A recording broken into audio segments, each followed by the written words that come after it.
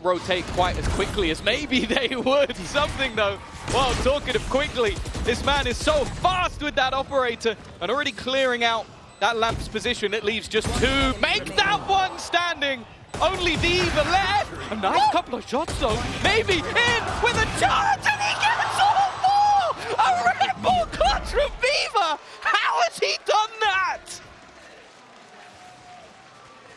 That is going to haunt PaperX for the rest of this game. Maybe this week, maybe this tournament. Two players not even looking. They're so locked in on the spike. It's day one. It's map one. We can't be having clutches like this already. Like, this is a 1v4. And look at this final kill. He didn't even know where the Jing was. He didn't know where he was being shot from. It's so ridiculous things I've seen. PaperX, they win the rounds they shouldn't. They lose the ones they should. Something on Naraga now. PaperX are angry. They're getting aggressive, but Viva, he is fighting right back. 6 kills in a row for him now. He's only got 9 in the map. I mean, I don't know what happened to him since last round, but XLG 4v3, and it's all thanks to Viva. Oh, you know, they say the Viva la France. Maybe he's just found his home. Like, I don't know what's going on. But whatever happens, anybody who walks into the crosshair of something over the last couple of rounds has ended up dead. Oh, Happy Way. He's got the flank. Again, it's the same scenario. The guy from PaperX gets one immediately shot in the back. The timing, good and bad, I suppose. Wade up. We're back to a 2v2, though, and that op is still lurking around. But on this side of the map, it's only Divine. He doesn't last long. No Man's Sky able to take him down. And the op, all that stands for PaperX. This could be a 7-4 lead for the underdog. It's still, you know, something is alive. He's going with the operator. Knows at least where the opponents on the other side are sitting. He's going to try and just get it to half. Honestly, that's not bad. He will have to deal with the Tiger. And they now have to swing this. They have to go looking because he's already managed to get it halfway through. Oh! And what? A 1v2 where he has an operator and he manages to isolate both fights. Oh, it makes no sense, Mitch. It makes no sense. I don't know what's going on in this game, man. Another Red Bull clutch, another 4K. This time it's on PaperX's side. This swing wide as well. Caught Happy Way off guard. He thought he had the jump on him. And something jumps to his feet. A frustrating loss. What could have been a 7-4 lead, a guaranteed lead at the half. Ability on the remaining players, and No Man has been able to take that close contact and put them into spot, and especially with Forsaken coming in on this flank, he's managed to get past the trip. That's why nobody's looking in this direction. If this smoke fades, he might just have himself at least one freebie, but he's looking for more. In fact, he's going to take it all! Forsaken, a one-man retake! And another on the board for PaperX. Shrouding his steps to great effect. He made it past that trap. As you said, camera placed deep on the site. They're worried about the retake from Market. They're worried about early contact for the player over on that box and backside. And instead, he smokes main, so they think, well, he's obviously not coming from here. They want to block this line of sight.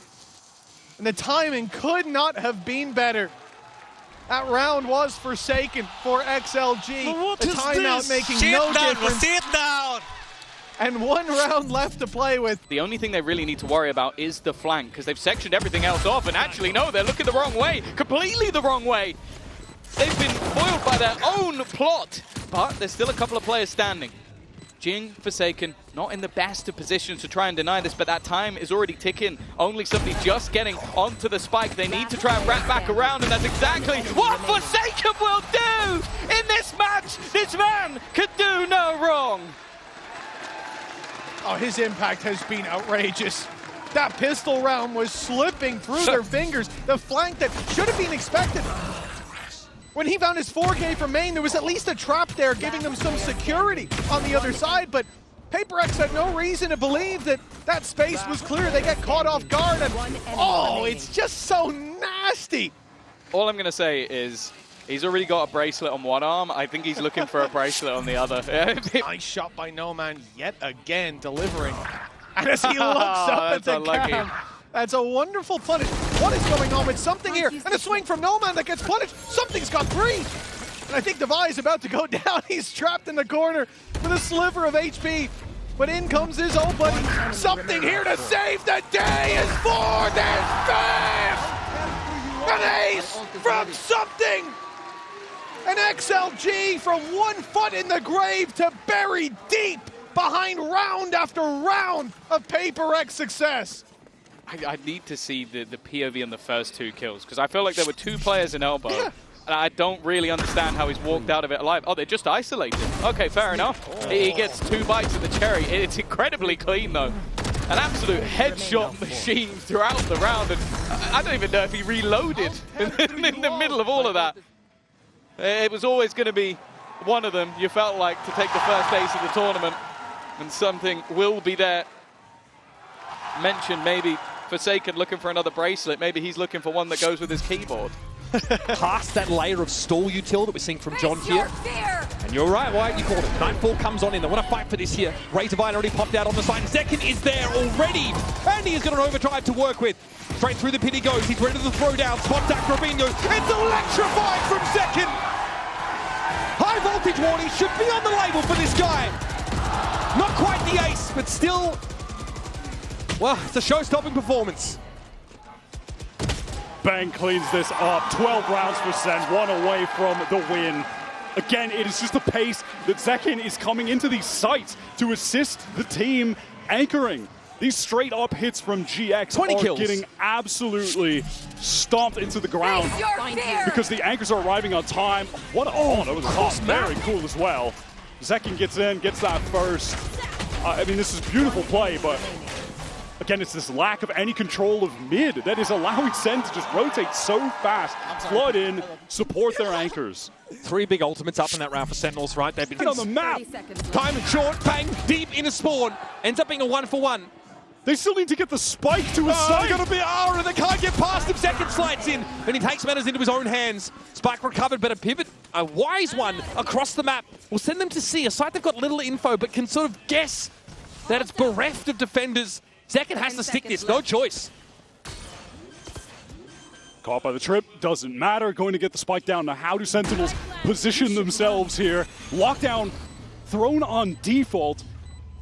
Yeah, GX, they really don't have an opportunity to break it, and Zekin wants to take the space that it's creating. Doesn't want to over-push there. Cam dealt with. Delsus also has to play a little bit slower. Yeah, now GX, they have to think someone could be positioned in Garage right now, surely. They're not checking for it. No one's... Okay, West Side is watching it. Will see the barrel? Yes, wins it out. That leaves Zekin now. Oh, God, you hate to be in this spot. Has to play long in the post plant. Tough to really spam this down. Gravino on Spike, and Zekin's not 100% sure exactly where he is. He's going to have to spray through, and he gets there. What a crucial round. The Red Bull clutch gets the Vibe Merchant on his feet, and much of Sen City in the crowd. You've got to be joking. No one from GX can connect the shot, and Zekin sprays them all down. Jeez, they needed to come up for air, though, didn't they? I mean, that's how this run of rounds for GX ends.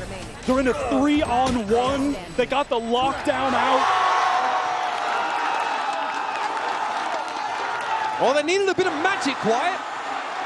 A drought of it. Upper playing by Coast here, but this is pretty telegraphed. NRG have a decent idea, so Smokey gets on the move, catches a glimpse of Som, headshot to bring him down. But now Brock will be waiting on the other side, and Smokey's got between a rock and a hard place, but it's a right click, man, you'd sooner forget if you're an NRG player. Brutal! What a way to open the account, a Red Bull clutch off the rip. That is absolutely stunning. I thought they nerfed that. That's what I heard. Nope. That second shot was crazy. Brock in such a tough position, being forced to jump from that cliffside. Oh, just a glimpse. What a beautiful little tap there as well. Oh my God. And that's after EDG, they go for that heavy commitment, fight towards the link, punished for it. Oh my God, what a way to start. Already on the move, trying to get to the safe side. They need to support their anchors in time. Paranoia might slow things down a little bit here, but EDG know they've got to commit. Brock waiting for a ping, sees Jenny.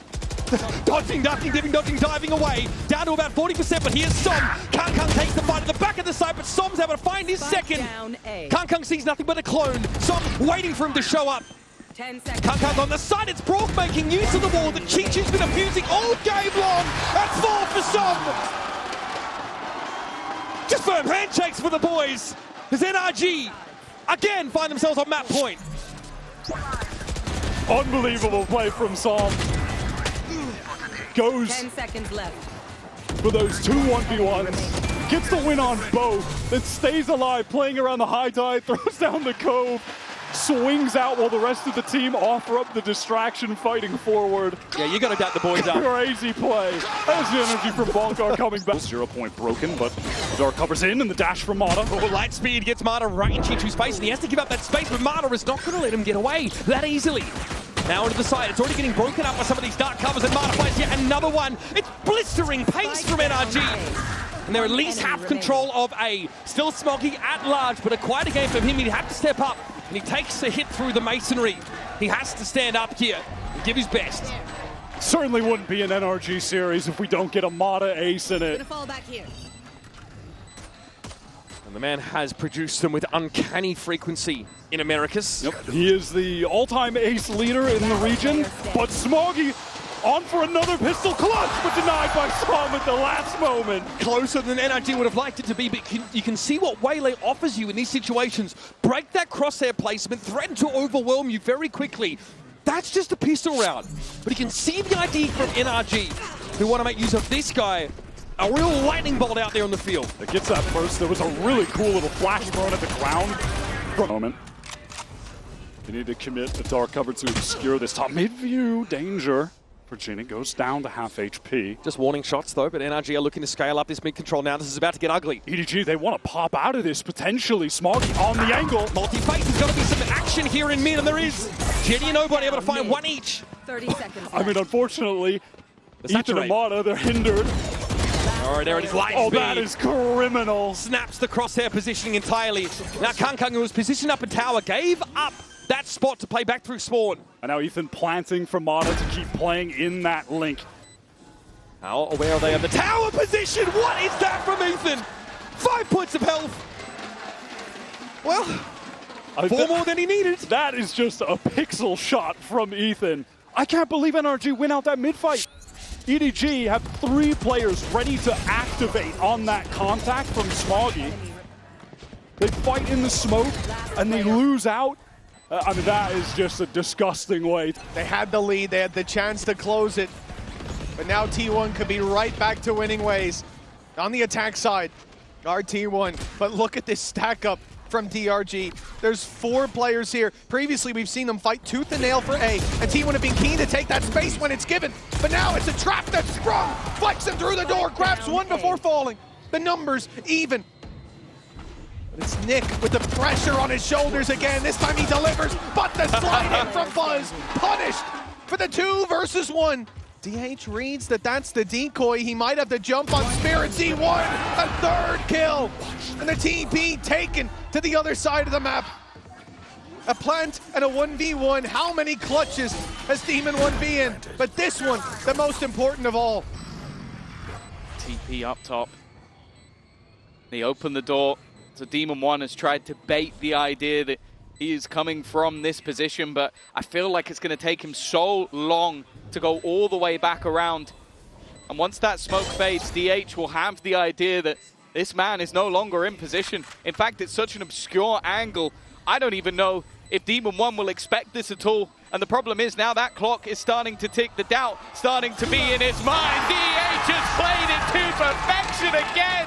Where have they found this man? A Red Bull clutch to give T1 a shot at map victory.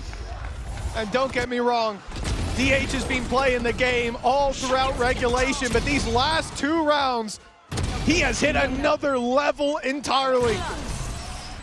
What a play in the 1v2. Catches both players completely off guard. And a 4K to deliver T1 the lead. 1 round. And again, it's been a while since we touched on it. The stakes for this team, they have to outlive XLG in this tournament, or Ascension will be calling them. Cutting through. Both teams having a very tough lower bracket, regardless of how results go. hello. Come on. He's playing like his life's on the line, and Spirit Z1's there to back him up. It's a clean round from DRG. The bounce back might continue, or might start here with a flawless. Yeah, what a response.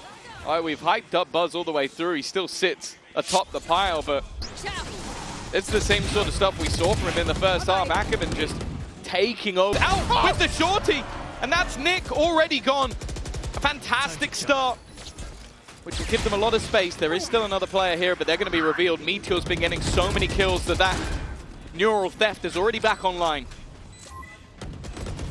He's just such a madman, but he needs to deliver more. Meteor and DH down. Here comes the ult out of Spirit Z1. A lot of information to work with. Good stun though from Buzz, and he converts the kill.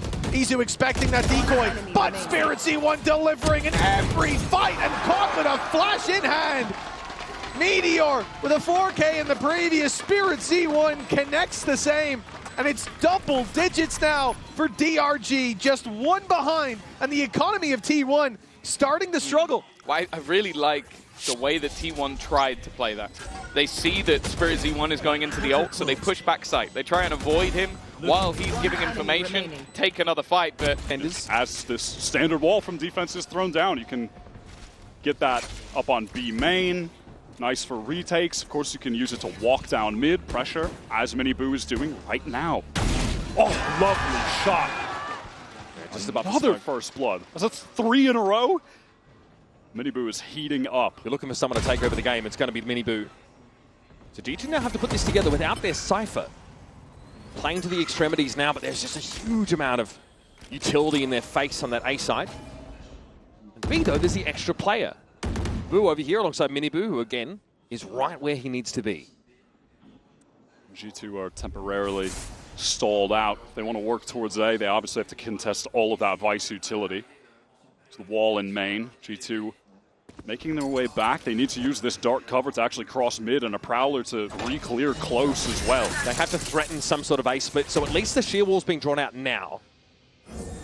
Thorns as well needed to happen eventually for G2 to get that out so they can then actually activate for a re-hit. 30 seconds on the clock, so time getting relatively low as G2. They are slow on this foray through mid out of necessity. There's so much to clear. But Heretic still 2 plays over at B. They don't want to risk getting caught on a rotate through 3 mid. now with the teleport. Yep, here comes Miniboo back on the site once more in the eye of the storm. There's a paranoia. They're hoping for more off that one. Jaw at least gets his one, but Benji mows them down. Jonah into the smoke, knows Benji's lurking on the other side of it, but can't bring his gun to bear in time. And that's got the boy up on his feet. Some energy now from the Heretics camp. What a beautiful hold, especially from Benji. Lethal shots coming from him. That initial kill from Miniboo just puts G2 in a very awkward position. They're slowly trying to rework that map late to get in towards this A site, but it's too little too late. Miniboo's able to teleport over. Team Heretics. Decay down, so he's an easy pickup for Miniboo, who's just opening every single round with a kill. What a crazy trap play from Heretics. That was so sick. And Miniboo able to just get away. Jonah would love to find a res somehow to bring Jaw back to life. They don't have the entry now for this site exec. Need to run into the Odin, run into Benji, who has that steel garden ready. They've got to trigger the shield wall all at once as well. Or just leave a play on the other side of it, I guess. Yeah, good luck, Trent. There's the steel garden. Lorenz is going hunting. Trent stunned up in the corner. Caught by the Nova Pulse of all things.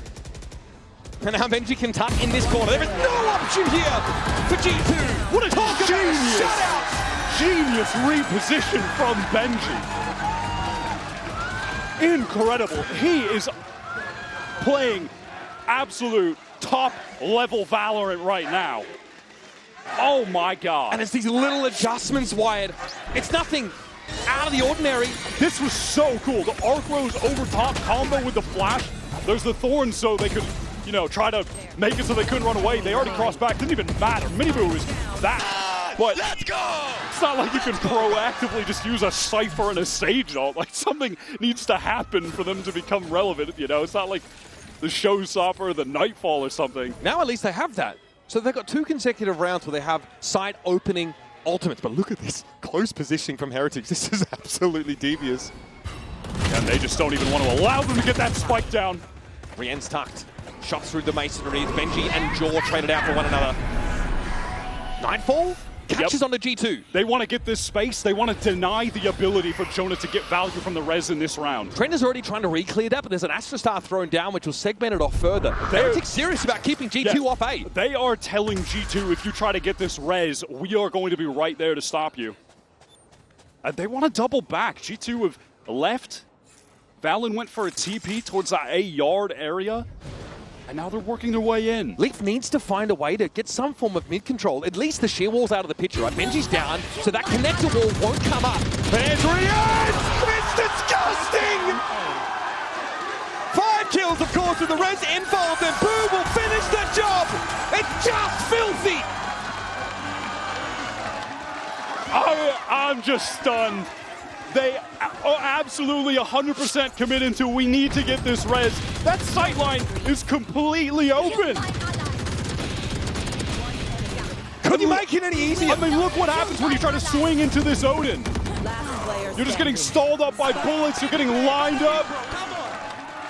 Now with the knowledge it's there, want to continue to test this op. And yeah, there's that gate crash, goes all the way back B. So Team Heretics have 3 stacked up A, but at a moment's notice, Minibu can come support on that B side if the execute goes through there. G2's still got to get moving. This is map point.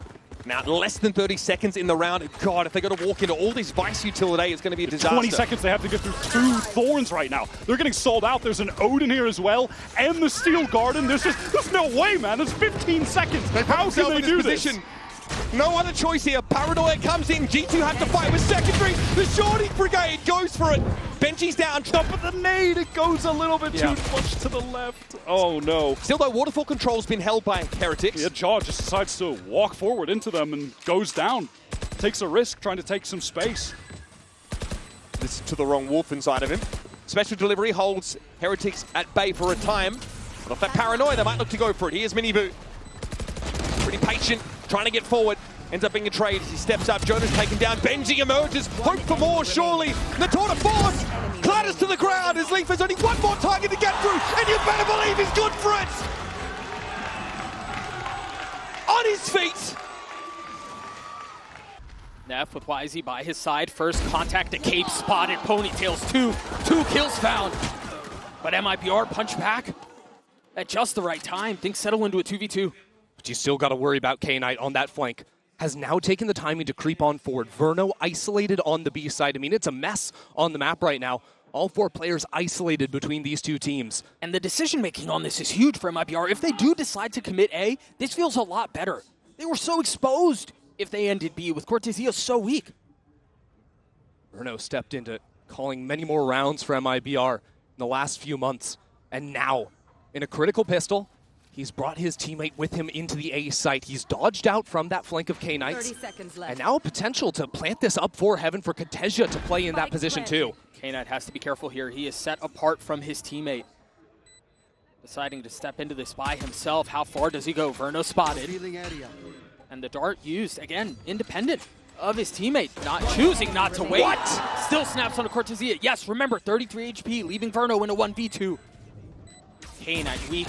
Time dwindling away. The shock just a bit off the mark as Verno repositions, looks to take the fight into Levius's lap and does. A 1v1! And Verno delivers for MIBR, the Red Bull clutch. A 4K already to kick it off for Verno. And I think if you were looking at some bright moments from that disappointment in Toronto, it would have been Verno consistently topping out the scoreboard. And here, after that re-clear from BLG goes so beautifully for them. He's the one picking up 2 kills. When his teammate falls and puts him into the 1-on-2, it's him stepping up big time. MIBR able to strike the first chord of success, but... And they're debuting a new comp. MIBR with the double smokes, now another fight in Toulon, but this one, even between the 2 squads. And Odin rattles off right off the bat. No damage found, but a couple kills traded. YZ for Shenham, I take that any day of the week. We'll see what Levius can do in the corner here. Stinger in hand, not tagged up. He's been here a couple of Hold times. on, what is going on? Body block, Neff falls. But traded back again, the Stingers proving to be a problem. BLG gets another. They made a good adjustment out of the timeout. Very quick to respond and start threatening on this B site and into Garage. So you can see that scattered MIBR a bit. Their spike is still outside Garage. It's time to maybe regroup, play together. This was a of a half buy from BLG, but They're ahead of it again. BLG are already rotating into A before MIBR arrive. and they have the information too, know exactly where these final two players are. A gun for K-Knight. Just over 40 seconds left in the round. You do have time to play this out. You're not forced to commit A. Oh, pop, wall through. Last boss left to fight. Will find his one. K-Knight down 3 on the round 30 seconds for the duelist, and one more waiting on the other side. Dashes back, throws it in reverse, and gets another for MIBR. Just dancing on him. Ospas had no clue where that last guy was, but it doesn't matter. The Stinger cannot hold up against Ospas with the Neon ult. That kill from YZ at a distance is kind of insane.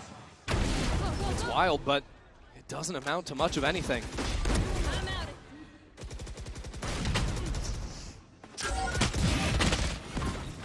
This is now where we need to see the learnings taken from BLG in the timeout. It's the same hit. It's the same hit. The paranoia out. The Hunter's Fury through, and this time it finds Verno. Artscene falls. Aspas swings into his death. And now paranoia traded. Shenum trying to respond. Will. But it might be too little too late. Cortezia is in a beautiful spot. Will get his kill. The spike is recoverable. And all of a sudden, there's a shot at this. This one is weird. BLG have to be worried about that walkthrough on the A site. So what do? Control mid, stop the rotates, force Shenum to take the long way around. And what that means is that they have the opportunity to actually cut back in through mid and get onto this A site quick. Smoke will buy a little bit of time. Quick note here. If it gets to that point, Neff one off of his ult. BLG are really taking their time. They're going to allow MIBR to plant the spike and then play numbers on the retake. But what that gives MIBR in return is the chance to maybe even step back towards spawn. Yeah. How do they choose to play this? Well, Got one way for it, sure. Yeah. And the spike goes down. Now the onus is on BLG. Only one on the flank. That means this fight is everything here. What can Cortezia do? YZ, no wall, no stun. Spots one. Shenum 70 HP in such a tough spot.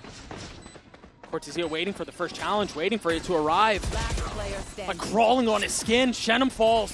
Cortezia left alone, a 1v3. YZ gets 4 as BLG will get the 7th. YZ just ran straight through the poison. Not an ounce of fear in his body. BLG dominating at the start of that round. Seeing it through calmly as well. You can see in the replay as well. It's that same set piece like you mentioned. The net just making it so Verno had nowhere to go. Just fodder for the Hunter's Fury. Steady aim from the duelist too. Out of YZ, we mentioned he's been a little quiet, but certainly comes to life there in that last round. BLG have woken up well and truly. Leading into the Erica stage, let alone the champion stage. Yeah, I'd argue 4. I mean, our team wasn't there a ton. Hello. Oh, I love this set! Oh. It's beautiful! Ospas gets 3! BLG were in 0G and he just comes in and kills them all. That was unbelievable. Waylay believers rejoice. Ospas gets 4. He knows what the people want. Question is whether or not he gets a chance to do it. He is 1 off of his ult, so you imagine you want to let him off the leash. Go make a play. We'll see if he can find it. They know where he is. The king returns to the international stage and does it with an ace. Long have we waited. Ospas is back. Look at this play. I mean, he does it all himself. There's a paranoia too, but everyone's trying to jump. They get paranoid. They're trying to jump away, and they're just caught in the air. That was so sick.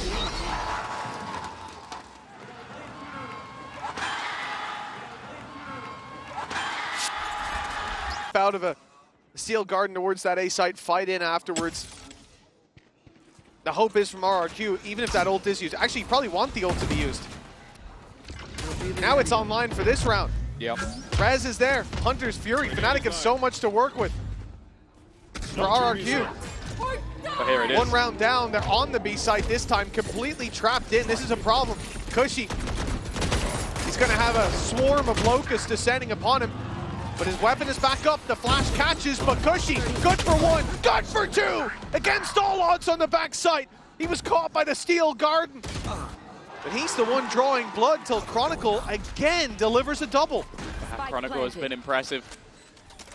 Gemkim rifle retrieved.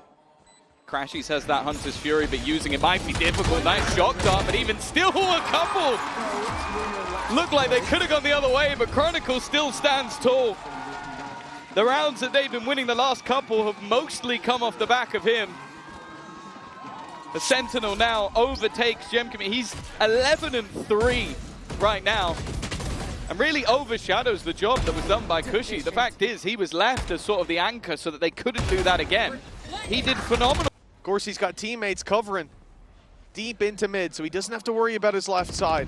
He's covering this cross, and eventually that fight is going to be forced out. Crashies, but it's more importantly Alpha with the spike. He's got two! Alpha walls up, pops the res, uses it as a bait for another, but xFaroe delivers. And a 2 versus 2 spawns from this. With the ult from Boaster, the spike will be reclaimed, but look at Munyet. Giving his position away.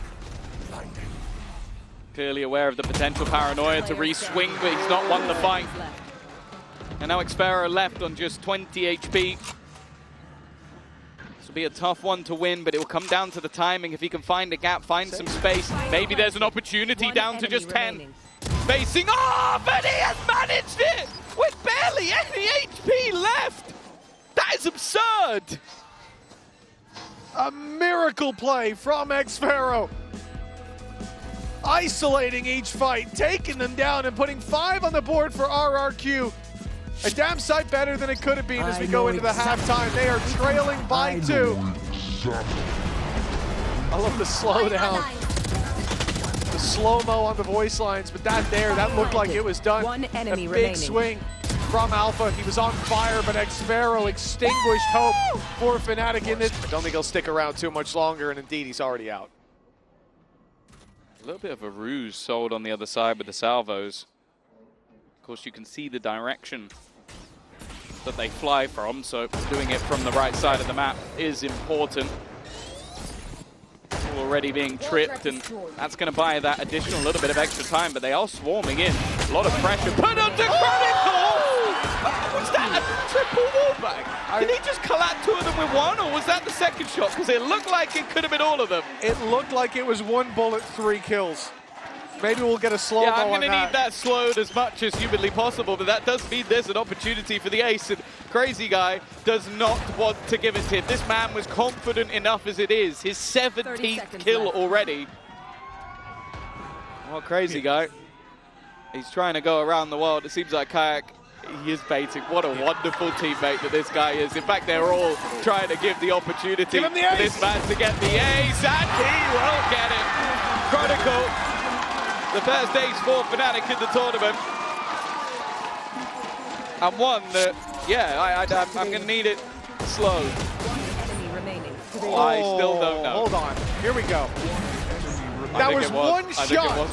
One shot, 3 kills. That's unbelievable from Chronicle. Again, deep play towards the A site for Fnatic. Early doors taking a lot of control. And RRQ hasten their pace as a response. Straight through mid. There's 2 players quite passive on this B site, ready for the fight. Crashies slowing down the players in mid, making a bit of an accordion effect. This is leaving more isolated battles. Alpha here dies after just 1 though. With that utility down, the player covering the cross to site out of the round completely. They now have to focus in the late round and take a look at this play coming through. You've talked about the late round flanks. Yeah. Well, Munyet might have the best one yet. He's low on HP, so he has to pick his moment. The rest of the team have been able to place themselves in the back of the site. Chronicle with a single kill might even be able to just rolling thunder them all off the map, but they are waiting. They don't want to overface, they don't want to get aggressive. They are giving the time for Munyet to make potentially the play of the round. He's watching everybody. It's a little bit messy, but he'll still get the one.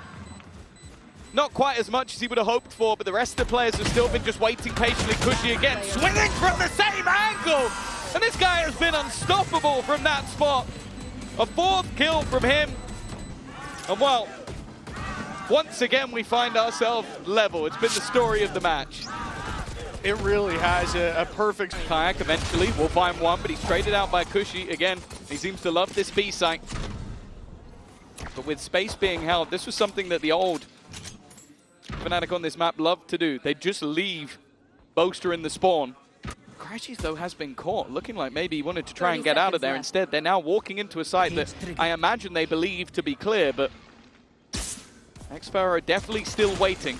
And Angie's in the perfect position. Now they try and split back through. They'll be able to deal with him, and in fact, Boaster's caught a couple. One of the remaining players incredibly low, but they need to get this plant in, and Boaster holding the line. 10 seconds left.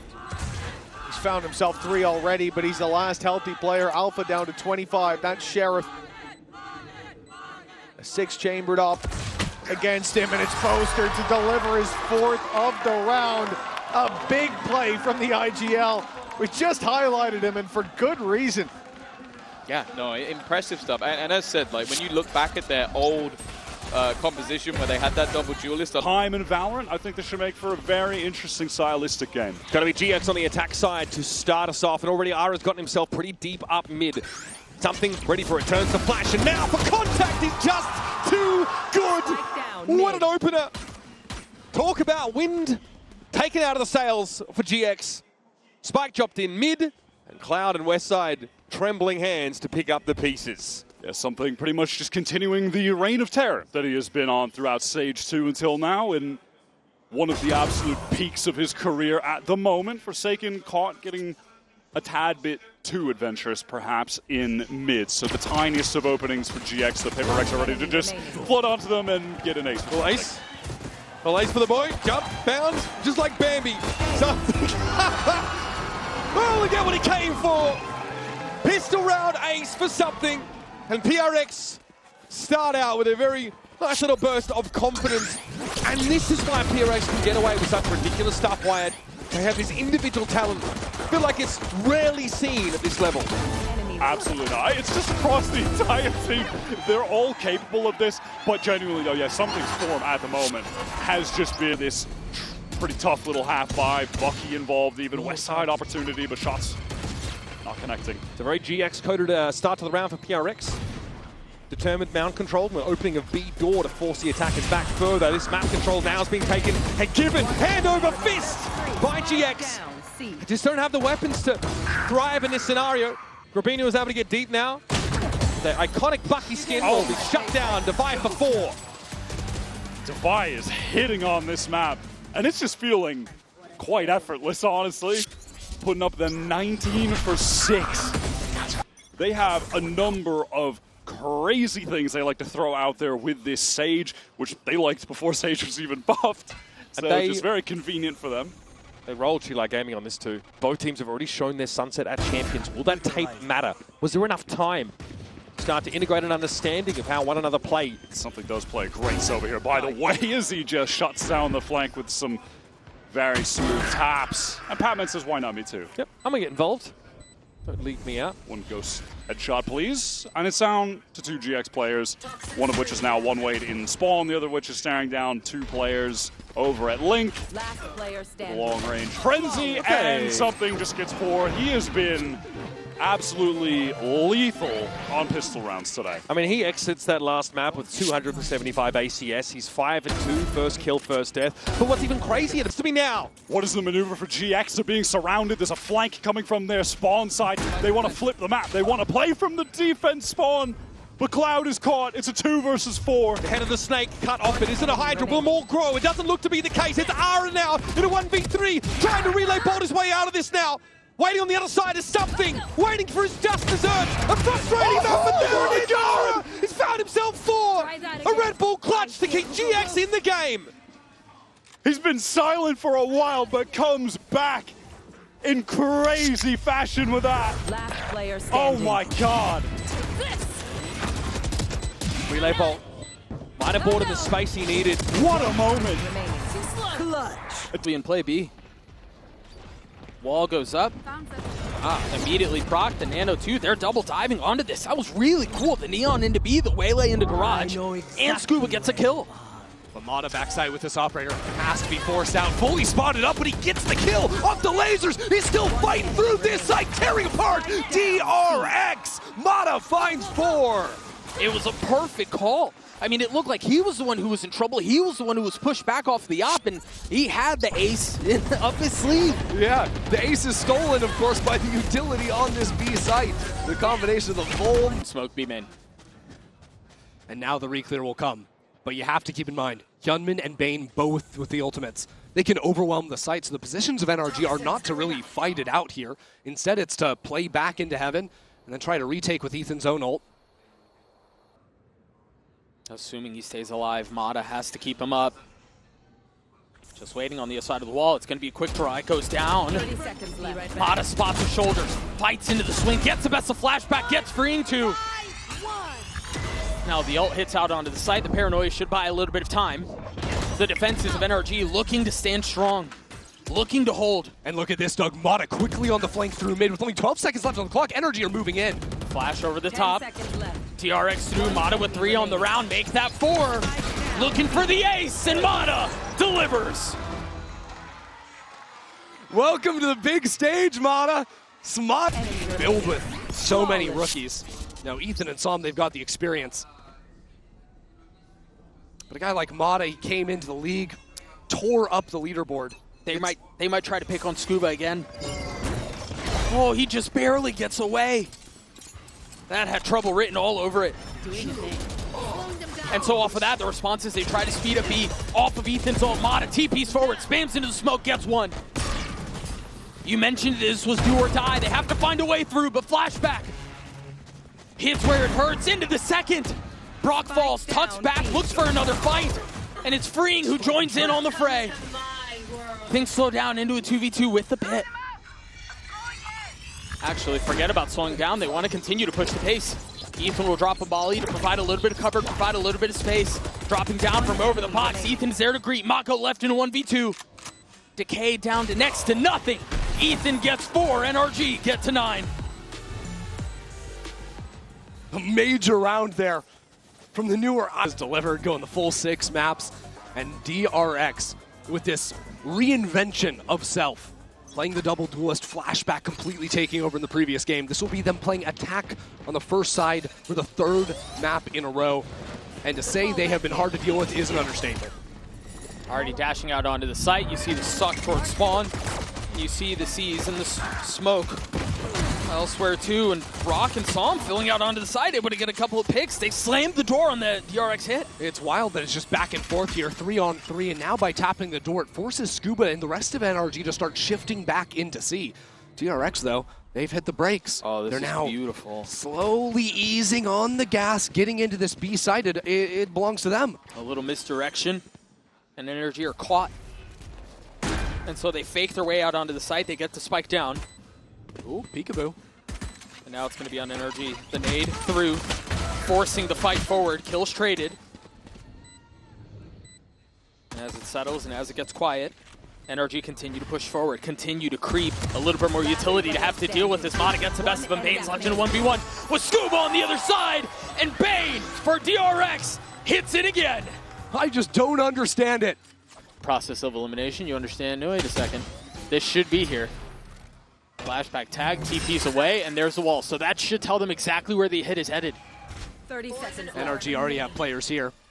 2 as a matter of fact, and Scuba will play things slow. It's going to be a full-on retake. NRG looking to abuse numbers. Meanwhile, Flashback looking to take the fight to them, not allowing them to settle. But Scuba swings out onto the site, covers into their backs. And Brock gets another one. Bane, a 1v4. Good luck. That's 2. 9 bullets. Oh! Bane does it again! The Red Bull clutch as DRX steals another one away. Who is this guy?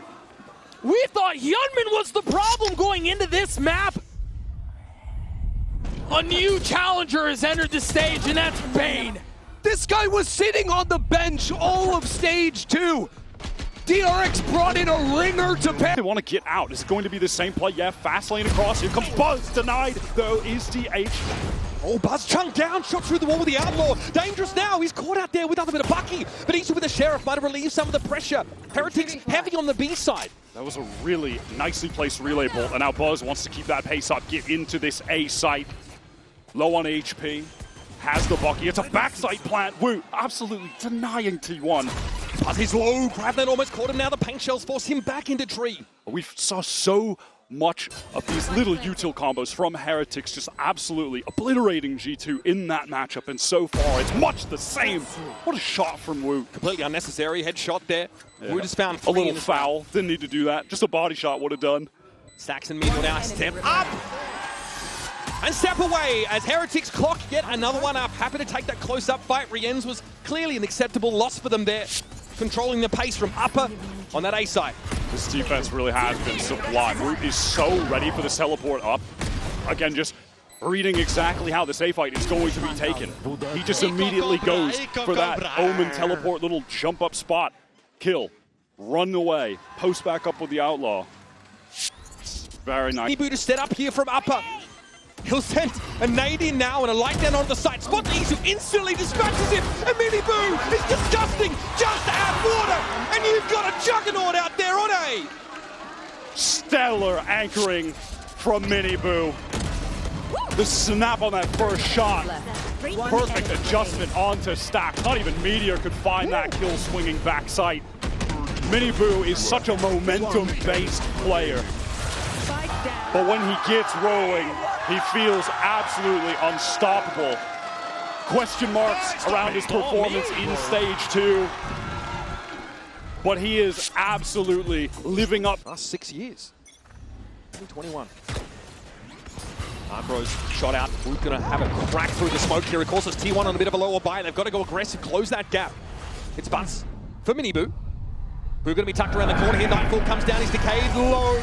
Still Wood's able to back him up. How are they staying alive? They are both stuck in the corner. Finally, Boo gets away and Wood's on the angle. T1 can barely put a scratch on him. Why? This is nuts. Meteor has a steel guard and he's considering it. Some discussion maybe with DH now as there's a break in the action. And that Garden is going to be deployed. They're still going to play through this and it looks like they get caught out. D1, get onto the side. DH TP's forward. Rien's clearing with a Prowler, wants to try and take this fight with the Sheriff. DH eventually claims him. Boo gives a bit of ground, needs to buy some time for Benji to link up. And he does get that weapon back. This time, did have to use that paranoia to live. Benji has a grav net. That's all they've got to work with right now. Got to be a double player push out of Waterfall. It's dark cover, not long for this world. Benji with a grav net to spend. T1 with their most inexperienced player, the rookie in DH, and the two-time Pacific champion doubled up to try and win out this crucial round. Up on the backside they go, Benji, that's the grav net. Thrown out, catches both of those players, but T1 are ready for this! And DH holds him one for the boys, a MasterCard Thrifty. Few and far between these rounds have been for T1, but that one was crucial. And you wouldn't think that DH is as inexperienced as he is. I mean, in that first game, also on Lotus against DRG the other day, he put up crucial clutches, got the round at 11-12 to bring it to OT. 1v2 in the first round of OT. He is held successfully refight with that deadlock on A. That was Steel Garden and Nightfall committed though by T1. It's still got the overdrive to go with him. Minibu catches out DH, but it all breaks down to a cacophony of action as Boo have to fight 2 with the Sheriff, but still fighting here in Rubble. And Boo's the only one that stands in his way, but he's been chunked down to 9. This could go either way, but Buzz will exit with 4. A Demon Unchained at Rubble. And a big part of T1 now, getting to within 2 rounds of Heretics total. 2 rounds to overtime. Stunning 3-piece from Buzz. I thought it was going to be over on the eco. How many times in Valorant's history have we seen this exact situation play out, where when you start to believe in the comeback, suddenly the team at match point wins a Sheriff Stinger round. But they are denied by one of the most experienced Valorant pros that we've got in the scene, period. That looked like it was something that T1 just spun up on a dime. Sometimes that's all you need in matches like this. 2 teams with fantastic shooters that love to play double duelist. Match made in heaven for someone like Buzz, I'm sure. DH just ready to let this paranoia loose, and the swing out from Buzz. They're fighting together and cleaning up everyone. Beautifully done. Confidence there, of course, for DH to step out of the smoke. Paranoia was there to set Buzz up, and the rest, as they say, is history. What is the move from T1 on this bonus round? Are they going to go for another crazy Didn't make a difference. Yeah, Cortezia off to a flyer, by the way. 8-2, playing on that Viper. Whew. Jenna, maybe not quite so lucky. That's an immediate pick for Alfia. Bear in mind, the only rifle currently on the board, but Verno's reaction is almost immediate. That advantage hasn't lasted for long. Kayak realizing this fight was not one he wanted to take. Once again, MIBR patient. They know that those salvos are likely to be coming. This time, though, a little bit too late to disrupt that plant. Leah was sent to the corner to push Asmus out in the open. A decision they might be regretting now as he finds one from his newfound spot. Looks for a bit more up in heaven. He's feeling greedy. No surprise. The weaponry advantage starkly in favor of that attacking side. Verno highlighting it with Chronicle all alone. He'll at least find one. Asmus is low, Yeah, although I don't think you're going to win the wallbang fight with that stinger. And he's been taken down by Verno. Verno and Asmus both firing through some terrain to take him out of the play. It's 5-2. MIBR lights out starting this map. Remember, Fnatic won the pistol, the follow-up, and nothing ever since. Have you ever seen a kill through that wall? I feel like I've not seen it. It won't cause them too many issues, though. Saying that, Chronicle has taken a fairly severe amount of damage. Rotation coming in from Alfia. That Armageddon has been online for a long, long time. And the counter already being thrown in to try and deny that showstopper, but it will not be denied. The response, though, from Crashies is 30 huge. seconds left. Another for Crashies! He'll find 4 before falling. And Artson attempts to drift to another dimension, but he is sent straight there. A one-way ticket to round 12 as 6-5 is locked in. The climb back from Fnatic impressive. Not just in this map so far, but in this round.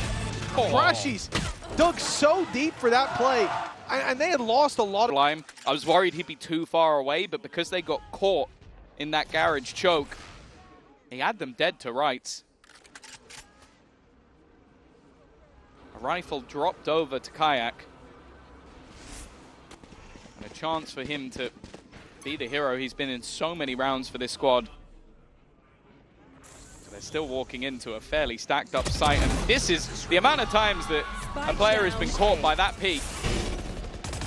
And while Shenan's actually just going to go back in for more, he's going back in for everything! Obviously, there's weaknesses here for Fnatic in terms of the weapons. They only had the one rifle, but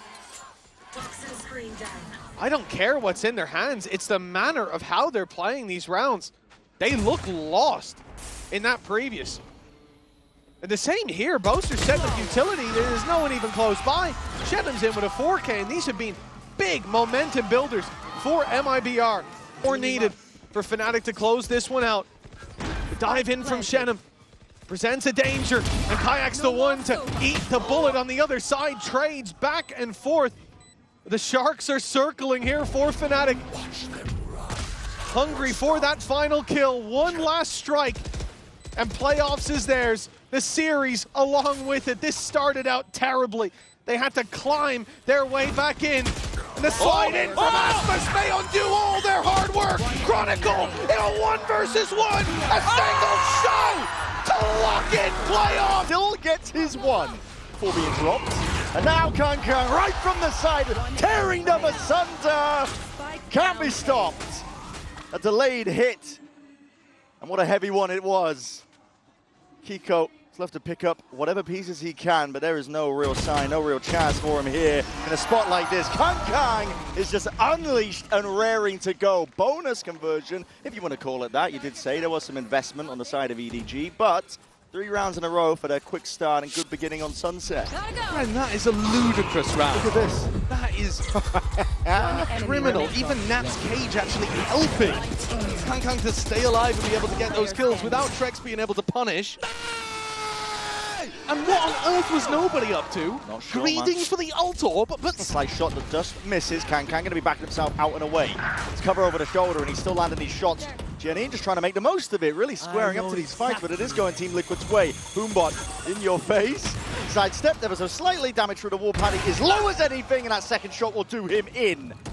Nobody still trying to hold down. Ground down, and Kang! He can't be stopped, man. Put the operator in his hand, and he will make it sing. And now left to just contain. They realize they've got them penned in. It's up to Team Liquid to make the play. Second forwards, though, is Kang once more. Steadily as anything, a call comes down to this first shot. Who can land it on each other? Kang versus Kiko.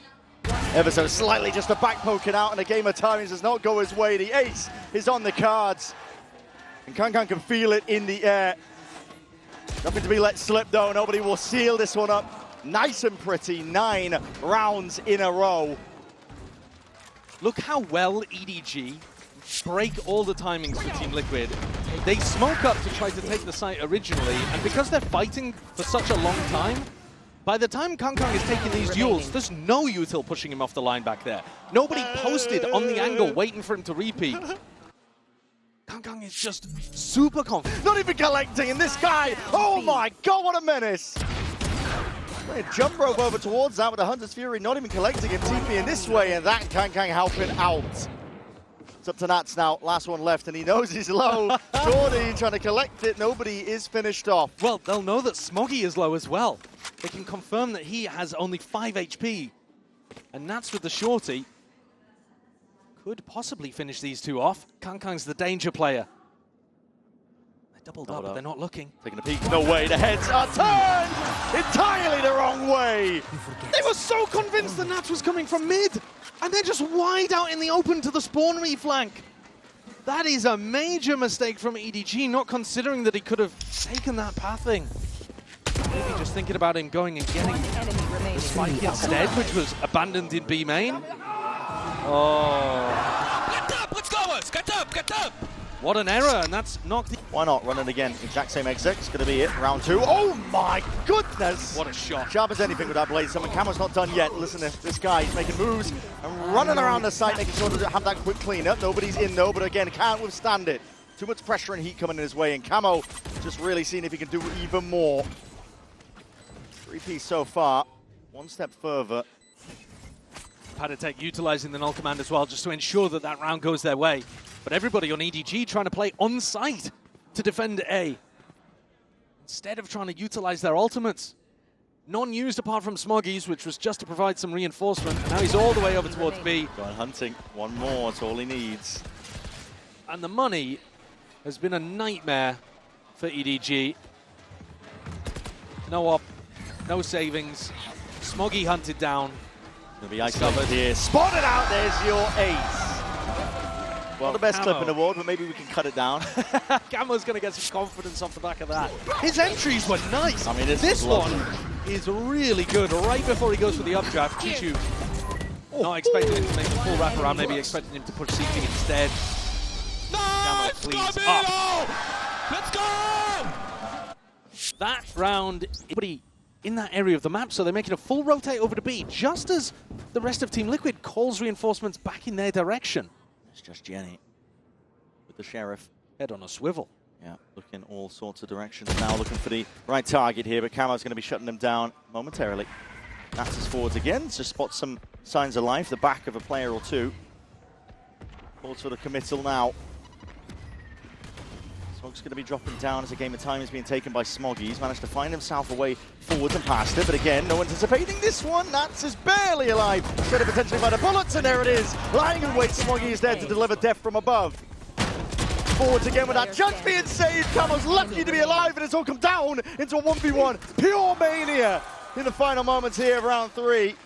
Very, very winnable. The Team Liquid managed to maintain control. Camo thriving in the chaos of that one, picked out 4 players, and I couldn't tell you how he did it. I mean, we'll see it on the replay, obviously the opener we saw, but here having to run back through and clean up Smoggy and then just brawl. Here, but again, they've got bullets raining down on them. Any sort of entry swatted out of the sky. Kiko, there's no more. Jenny, go on, Walkabout, he's got a spike down in his lap. It's all on Nats here. If there's any chance of a recovery, he would have to play this so intelligently. Nats has got to know, he snaps towards it. What a flip. Anticipation that it could have been that deep push out. And door opened. Smoggy smoked off now.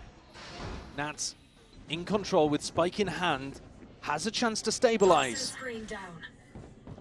Team Liquid are one of the best teams in the world at stabilizing. Moments like this when they're at a disadvantage. We saw it in the prior round. As soon as they saw all the presence of the bodies, they called for the fast speed up over towards B, and this is no different. Very safe plan. Have to play on site to defend this. 3v3. Elbow control, top priority for Team Liquid. Make sure to reinforce it with plenty of bodies. Chichu is walking, wading in towards the back of the side, comes down to that first fight, wins it. Paddy, it's gone down and out. Chichu's still there, getting active, but again, dropped down, and that's... This guy is just unstoppable right now. You take him to bind.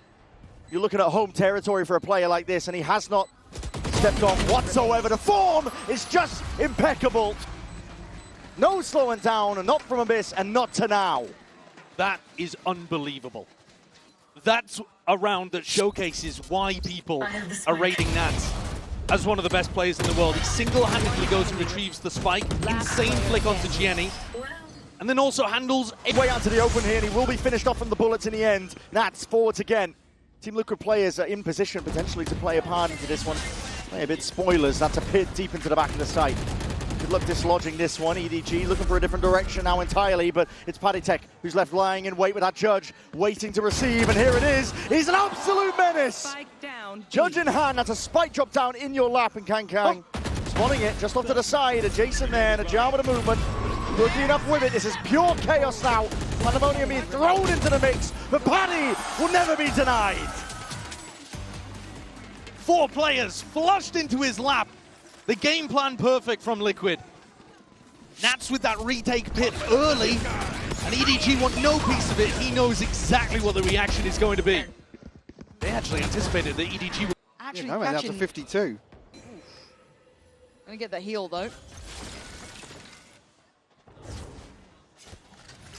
And it looks similar, right? Show presence on A, drift back towards C. Put a bit of a clear on some of the utils. See if you can catch something. Spot, man. Zelsis is going to have to learn a whole new set of lines of holding this site, right? He isn't alone, though, now. He does have John QT over here. Here comes the ult. This time going to try and posture up, try and stand his ground, but he's already going to be seized up here, slowed down. He's got every single ult. Look at him. He's in the wars. It took a rocket to bail him out, but he still falls nonetheless. And they're aware of Raga here. They know what's going on. Zekken waiting for it. Spots one on the cross-up. Good work from Zekken. Paint shell as well, and Sentinel's starting to get a grip on this one, but Raga investing the res, goes on a swing. Zekken still standing, still delivering, takes away Noman and drifts away. Just Zekken and John QT though. Just 10 seconds left, plant will come through. Spike planted. Gotta wait out this util, it's again buying a ton of time for XLG. You're not going to catch, but is dealt with. Raga curious towards the swing. This could be huge for Raga. Playing up close, he gets decimated. Zekken on for the ace, and he's got it. We wanted a big performance from one of them, and Zekken is there in those lights, looking sharp. Exactly the sort of... Towards B is going to be a pretty interesting one, because if they plant on the B side, oh my god, it doesn't even matter. It was almost a ships in the night moment. This man's looking like a battle cruiser. Just ending their day and ending the pistol round for him. This Billy on fire. I mean, I'm talking as if they're going to get the plant down and Levius is going to have to play retake. They just go straight into his sight line, and he picks them off before RRQ even have a chance. Spike down. So now double pistol collected here for Billy after winning 0 in their opening match against MIBR. Not winning here on Sunset after winning double pistol and having a close first half, I think would be a disappointment for them. They could land a really big early blow here against the Pacific team. Go back over towards A. Russia has not had a chance to really use this pit in a round where it will find impact, but it's still a big win con for them. Oh my god, Weiss is just sending it. It's a showstopper here. How much space can he make for Russia? Listen, they know that Tree is going to be contained. There was that Odin spam from him prior, but he's just sending it into the back of the site. Next Firo is going to be done. Finished off there, trying to take that fight from them. They're going to be rebounding in a Viper's pit to play in as well. This is a really hard retake to be taking. RRQ, though, have the tools to try and clear this one up. Jemkin is instantly there with that dimensional drift. He's going to be spotting it out. Bit of body block in the process. Looking to see if they can spam him down. That pit's going to be down. The Steel Garden comes out as a response of it, though, and still a player disadvantage for RRQ. rapidly approaching though onto the flank. They pick up, exchange the weaponry, rifles in their hands. Paranoia is good. K9 trying to cut it up close as well, trying to push it back forwards. They put a TP into the back lines. He's all the way behind them and he's rattling off these shots. Heads are rolling. And another chance for the ace to redeem himself here into this 1v1. Him versus Cushy. Knows he's sticking it. The perfect time to strike is denied. And there's an ace. Previously denied, but not for now. Here on their map pick. A 4K into an ace is a monstrous way to get the spirits back up for the pistol. Yeah, wonderful stuff here from Billy. Really dragging this one back after.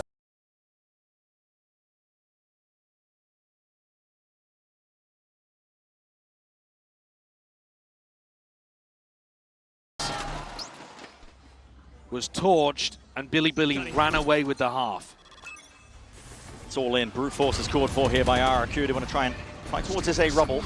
Engagement, TP's across as well as blinds on either side here, but being held for that rainy day, but a stray shot into the dark does land onto the Mar target.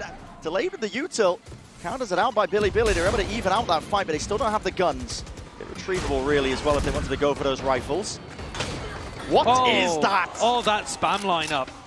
Oh, that is nasty. From Blue Room all the way through into Tree. Okay. But a little bit of luck, obviously, but a beautiful gift. Potentially death from 1,000 cuts as well. This is RQ being whittled down here. That was a rumble of the footsteps. Good composure from Munyet. Love to see that as well. Doesn't get overwhelmed in the process. K9 as well going hunting, and he's got to know position of Munyet roughly. Weak enough as well to that one shot to the body will do it, and it's brought it into that 1v1. Cushy. Another chance to try and clutch up here versus his adversary in the form of K9. K9's the one getting a bit of a move on now because time is ticking away from him.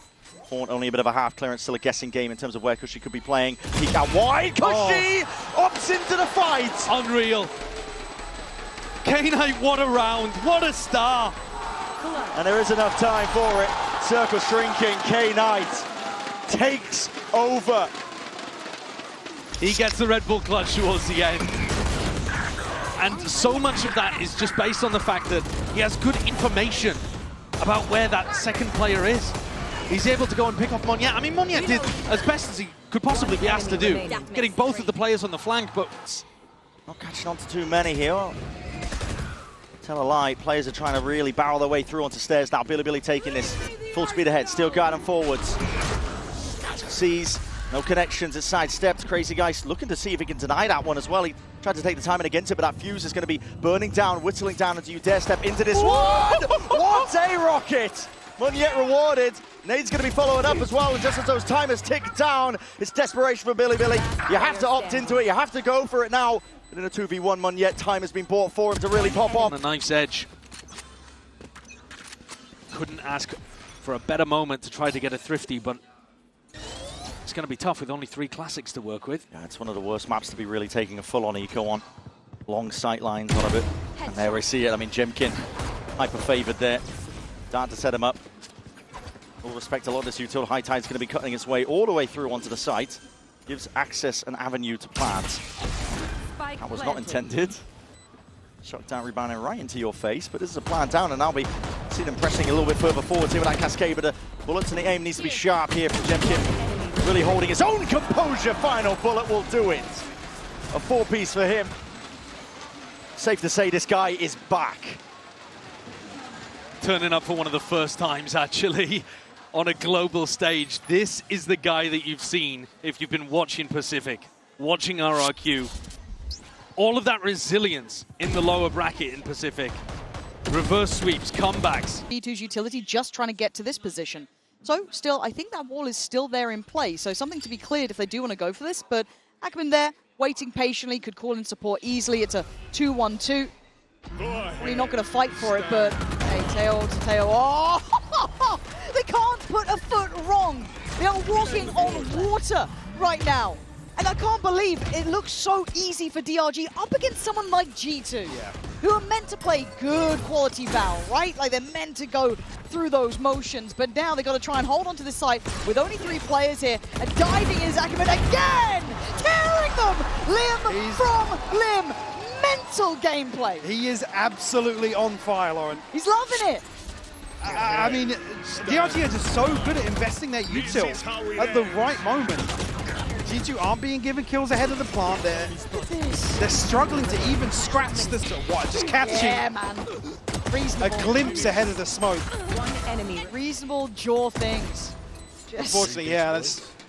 Come in and found the first there with a spam. Yeah. Oh, you kind of wanted to see them get the ball rolling early. Because they've Certainly been, with how map 1 started, yeah. and how it ended. You know, that downpour of rounds on them was, oh, it's carrying on.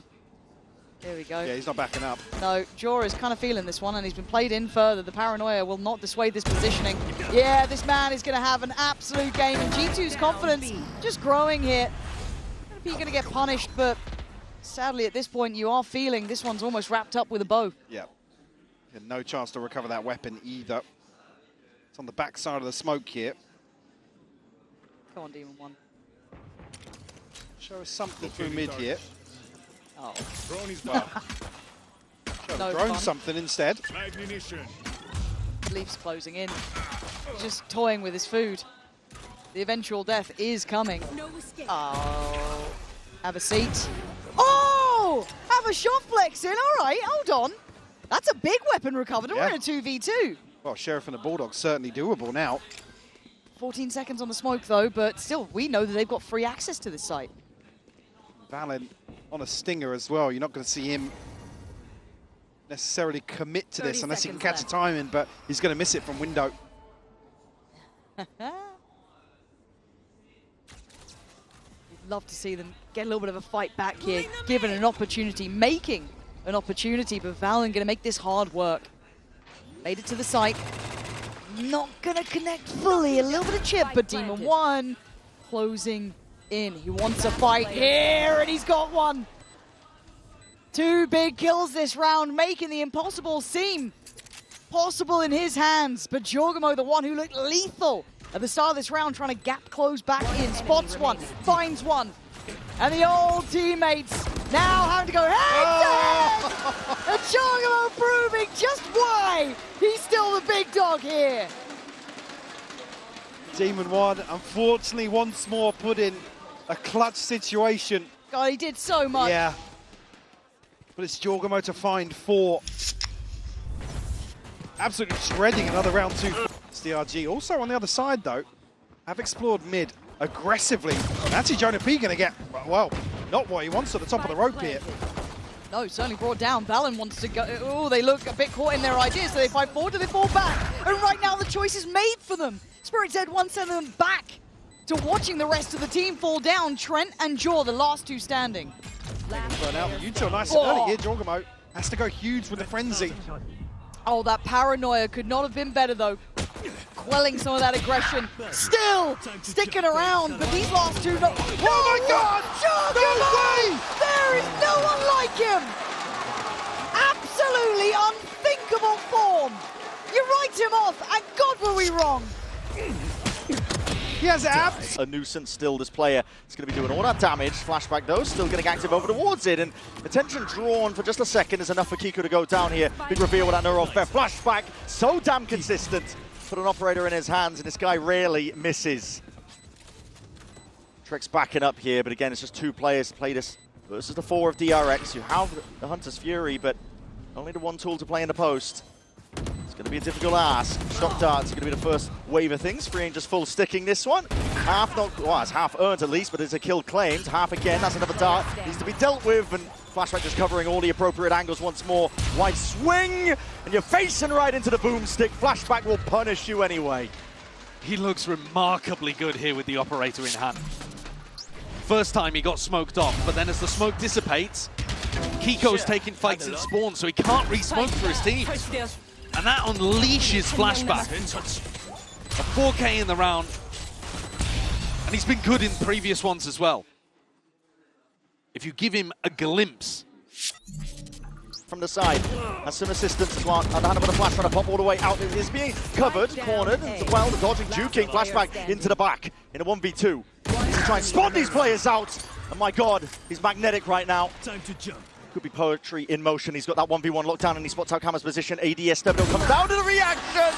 Flashback, more than good for it. A Red Bull clutch. What a beast. What an incredible player he has been today. It's not the quantity of kills, but the quality of them. When he's upping and out here, he's so precise with these shots. He knows that Camo is going to re-peek into him. Let's go! ADS up, psychic damage done to Lohan. A 4-player stack and a push from Liquid. Yeah, really capturing lightning in a bottle with the way that they're playing right now! Hyunmin can't be stopped! Convergent pass will be the cherry on top! And there is no running, there is no hiding. Trek forced to cower, but you cannot deny it. DRX are so damn back! That is a ridiculous, decisive finish to the match. Another 2-0. Team Liquid had a chance to go back and look at all of the footage, change things up on Corrode, ran Nats on the waylay, and they couldn't stop it. Inevitable, the defeat to DRX. And when they have players like this, how could you lose? Quality speaks for itself. Hyunmin and Flashback played a... No, they've got eyes firmly on the prize here. That's the Raga we're looking for. Moment in support as well. Lovely.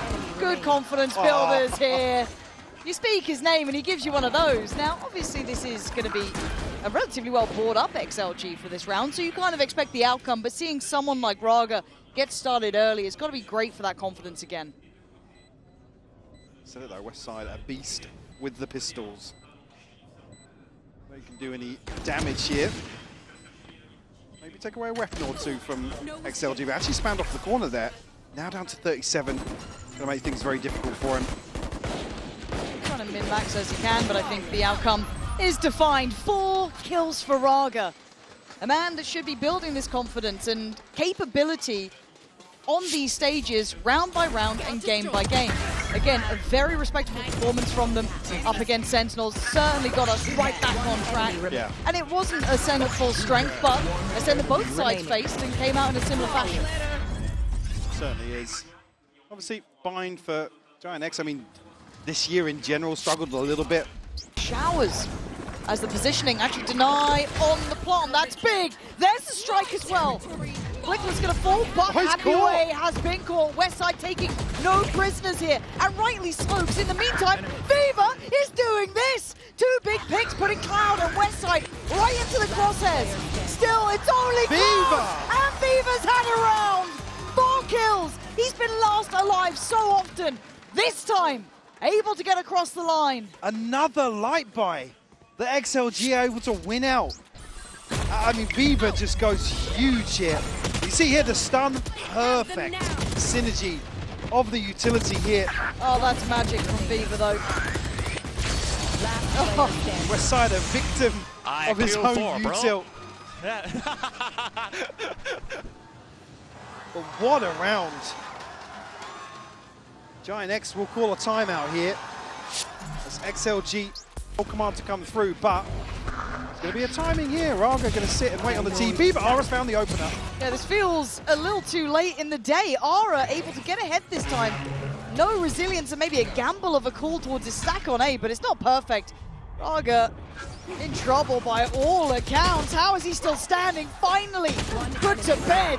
Oh, it's devastating. Giant X got given the keys to the castle. Yeah, I mean, were they over-celebrating or something? Because it's, again, you can see no commands up. They want to invest the Cypher util elsewhere. That's fine, but a bit bizarre, Mike. I didn't like that last round, but there's plenty more to look back on. We'll be back after this very short break.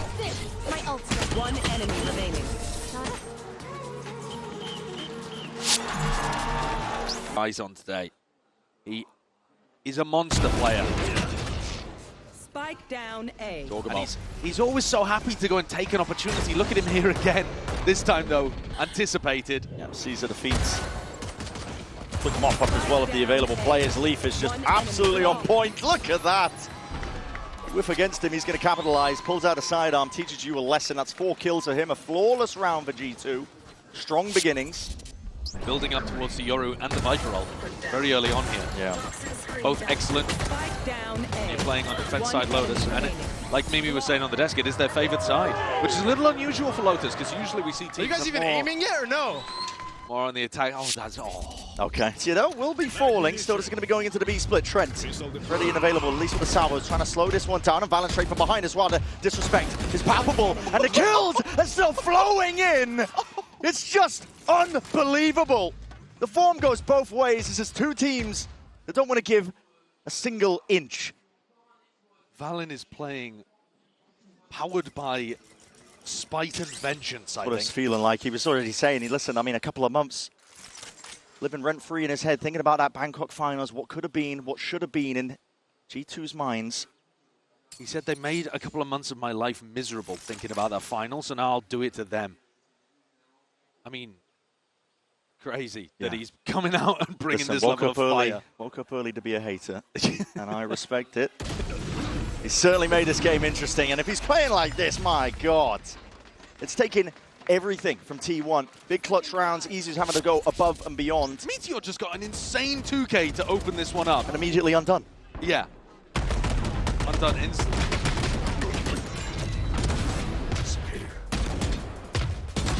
One enemy remaining. It's a treat to watch, it really is, but there's more than one player on fire in this game. An 8-4 half for G2. Still a long series yet. Expect this site take. TP gets cancelled as well. Xero though, really good for the one. Well, they're so willing. Look at to this fight pit. the The CT. pit cuts off so many possibilities, but we've got the flank coming in here. Look at Monye and Jemkin. I love this exchange of space. Two, hunting through CT. Pit over towards Connector, but you're right, it's the flank that could be the difference maker. Jemkin's position will be seen. Do they expect the follow-up body of Monyet as well? Looking like it could be Verno's duty to handle this. He decides against it for now, checking back in possibly towards Connector, leaving this somewhat open. This is now going to get messy. The calls have to be made. Monyet's been found. Jemkin was noted here earlier. Verno's now on red alert. Could have slipped into the ult. Jemkin gonna find Cortesia, but Artisan with an absolute round, quietly building the whole way through. What a way to close out the first half. 9-3, I love the switch up here, the plant towards backside, and then the pit to cut off so many possibilities. RRQ actually have a double flank coming through, so they had what they needed to try and counteract this, but MIB are able to stick the landing. Yeah, I really like that, mechanically sharp on that end of there. Brilliant. And I gotta say, MIB are coming with plans, it feels like. Yeah, sometimes it's a bit messy here and there, but tight. And might even be rewarded here. Monyet will fall. And did spot the second as well. That's enough to say, nah, mid's Yeah, not for no, us. mid's, yeah. Mid's Hit locked down. a sight, hit a sight. God, they're just getting chipped away wherever they go. Information had. It is Xero who gets caught, so maybe not as telling, but you're still going to put a body behind it. They've still got a setup on the other side. Well, certainly now. Jemkin going to try and play off map here. And it's not good enough. Aspas is everywhere. The Shallow Monarch himself out to the shorty, but it's all too simple, really. Crazy guy denied on the smoke. Nice shot. Gonna need 4 more of those. Oh. Verno playing with his skin Verno, out. stop it! Oh, it's selfless in approach. And it's brutal to witness, Mike. It's 8-1. I'm thinking this might be wrapped. This was meant to be the better side for them to start on. Yeah, certainly looks that way. Wouldn't surprise me to see another timeout coming out of this replay, honestly, because something has to change here. I mean, it's Xero leading. Let's go! The side of RRQ now.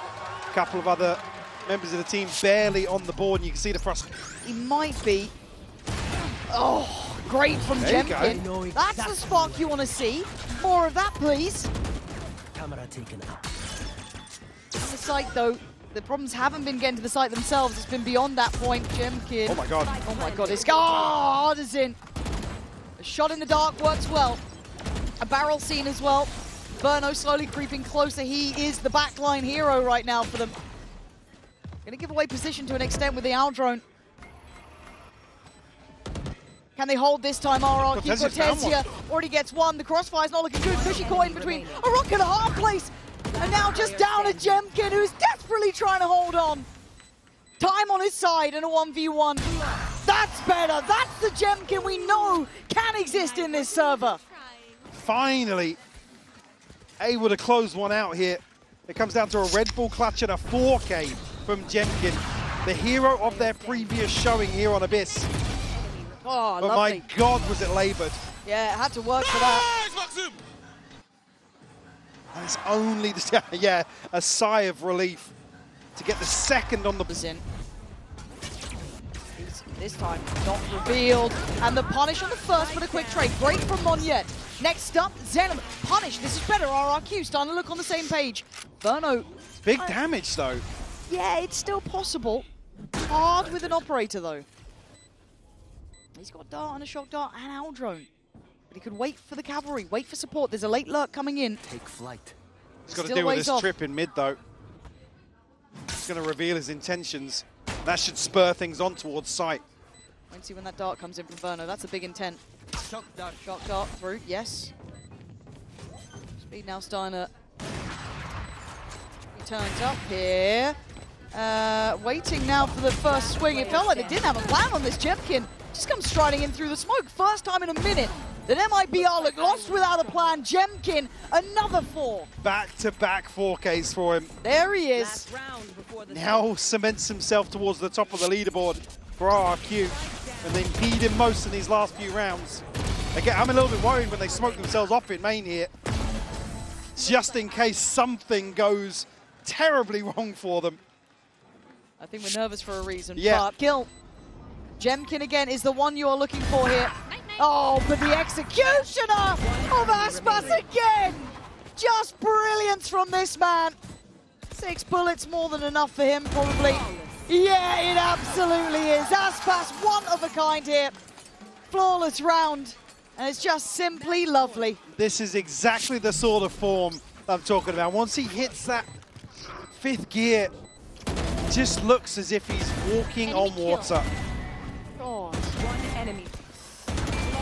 It's pretty. I told you about it. I warned you. Pretty Valorant when he's playing.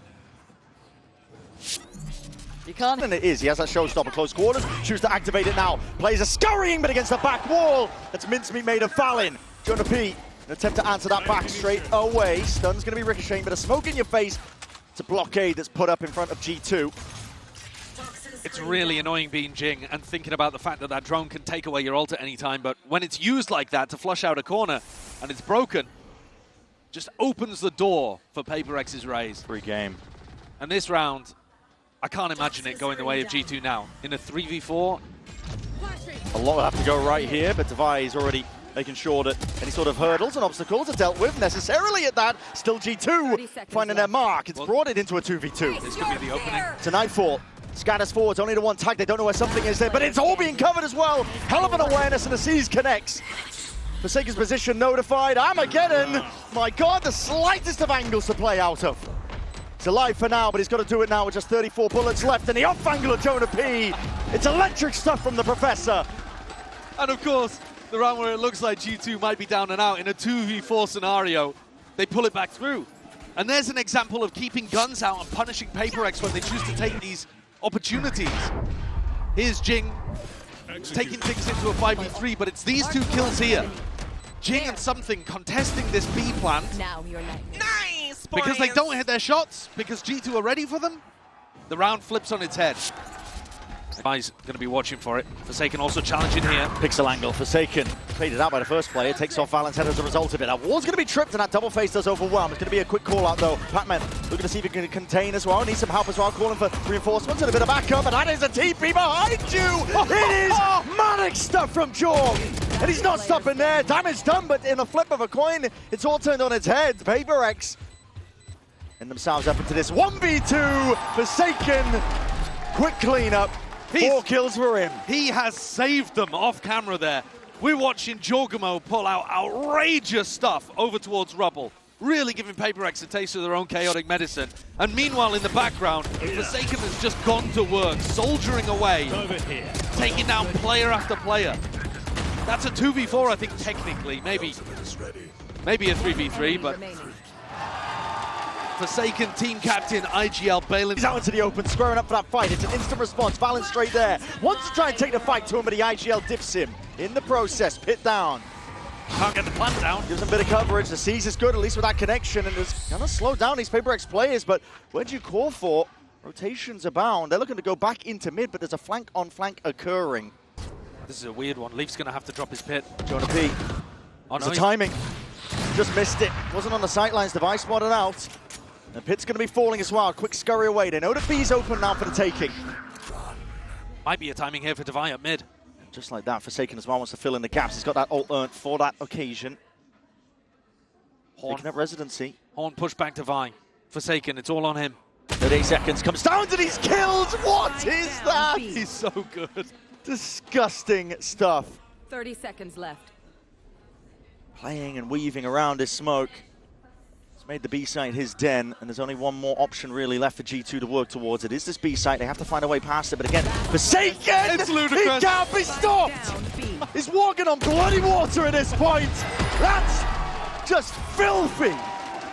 He is utterly unbelievable. This is the kind of form he was in at Masters Toronto.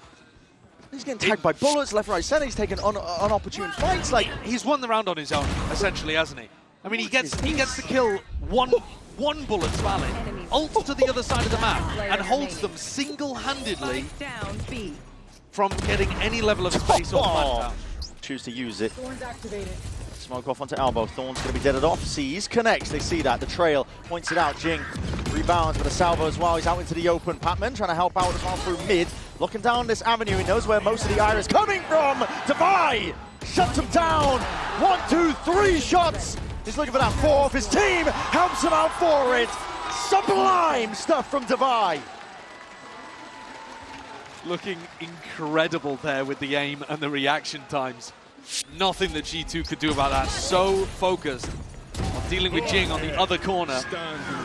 A wider swing from Jorgamo. And you watch this, and because the reactions are so fast from Devi, it just looks like G2 are not even attempted to trade each other. But that's one of the best teams in the world at trading right there. With the ship, but it might just be your G2 sailing into Ascent to bring us all the way. Something is going to have to go huge. Plan it for him. A flash dodged and avoided. Jorgo puts his body on the line, but it's played perfectly. Something, you can't be doing this to them. A tap from Trent trying to pull him out into the open once more, but it's all goddamn something. That is a monstrous clutch. Something's just won a 1v3 to push them to overtime. The way he's played that in the finer moments, isolating the fights. God, that's incredible. His ability to ISO once in that spot is immaculate. He sees the jump peak and he just swings to his right, knowing that Trent is going to come out after Jorg. I mean, that is why people are talking about him as the best player in the world. And he's on his feet. Of course he is. G2 thought they were going to Ascent. Boaster ahead of it. Going to be able to get out here. He'll be detained, but he's safe. He's safe. He's found security. He might get hunted down, but there's still players by window looking to punish his position. They try and swing, and they do. Yeah, Alpha and Crash is trying to do something, but it's a 3v2 here already. Bane, Kyunmin does go down. This is better. This is much better. Hold on. They need to get to work on that spike. Still a shock dart to play, but he can see that he's not on. They've still got time to play with. Oh, Alpha! Heroics! Heroics at the final hurdle! And just enough time to claw it back. Did he hear you talking smack? He must have heard me. Absolute heroics from Alpha to find just a second. Look how crispy that first shot is.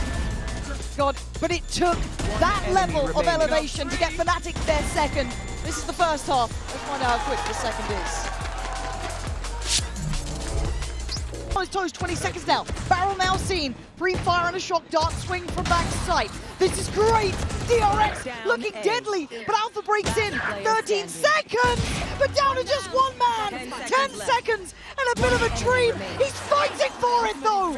As DRX can they do this free? Oh my God. Attack is not enough to put down Alpha. You need more than that to take down this man. A Red Bull clutch to save Fnatic again! How many times, Mike? Dude. How many times? It's just insane. Because DRX did everything right. They absolutely did, but at the end of the day, it's still Alpha on the other side of this equation. Fnatic have 6 rounds, 3 of them have been on the back of Alpha's heroics. A saviour for the side as DR dares go for this. In early. What? Lovely from Marco. 2 big kills, prepared and ready. Rez is there, however. Flashback also finding a kill, but Crashies will equalize. Blood in the water, and that B looks like it could be back on the menu, boys. 50 seconds. Do they carry on forward? The paranoia in the back of DRX's minds. There's no way Crashies clears that, right? Oh my god, but the wall is their downfall this time. Marco! Patience is his virtue. 4 kills in the round, and needed by DRX. Absolutely. Talk about risk-taking, and it's Marco to find 2 kills like this. That's so calm doing it. Yeah, yeah. Again, the sort of thing that you're just praying that DRX would have relied on. Yeah. Okay, yeah, making no qualms about this, but Chronicle's going to catch Marco up on the wall. Yeah. Was it through or off the top of the wall? I thought it was off the top by what looked like on the X-ray, but I'm sure we'll see it back. Again, you can't really gamble on these sorts of pistols versus Sage and the ability to get this wall up and it reinforce so quickly versus pistols. And that's even with Hyun Min able to get himself out of danger as well. Yeah, and now you're kind of feeling like the pressure's either going to go towards middle or towards Cat, right? So you've got Boaster and Alpha here. Boaster probably first contact on the swing, but then you're looking at Alpha being on to really pull the trigger. Handled. Cover going out. Good work from the Frenzy. Flashback, still trying to go forward here, but Kwon unmoved, unfazed, unkillable apparently. 4 kills there. Just leaving Hyunmin up against 3. The firing squad will stand tall. Fnatic finding the first and the second. Was it Alpha with a 4K previously on the pistol, now Chronicle finding one. Yeah, you're right. Yeah, well, actually just caught in the TP. Yeah. Again, a huge gamble, which if you send in a waylay forwards, again, a little bizarre. Maybe just looking to continue being he's playing the way he is. It's a luxury, but it's one that they have, they can afford here. But Flashback has found a bit of space. But in the meantime, there's Bulldogs in hand. Chronicles here as well. Flashback tries to do a bit of damage. Looking at freeing, but sadly, probably not the player you want to be up against. Alpha, you can see just the moments consideration for it. Being desperate to find Alpha. No! Don't you dare let him! Don't you dare let him! Put the knife away! Put the knife away! Oh, it's brutal.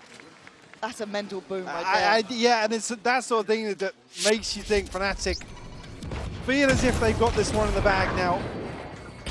Oh, man. Oh, man.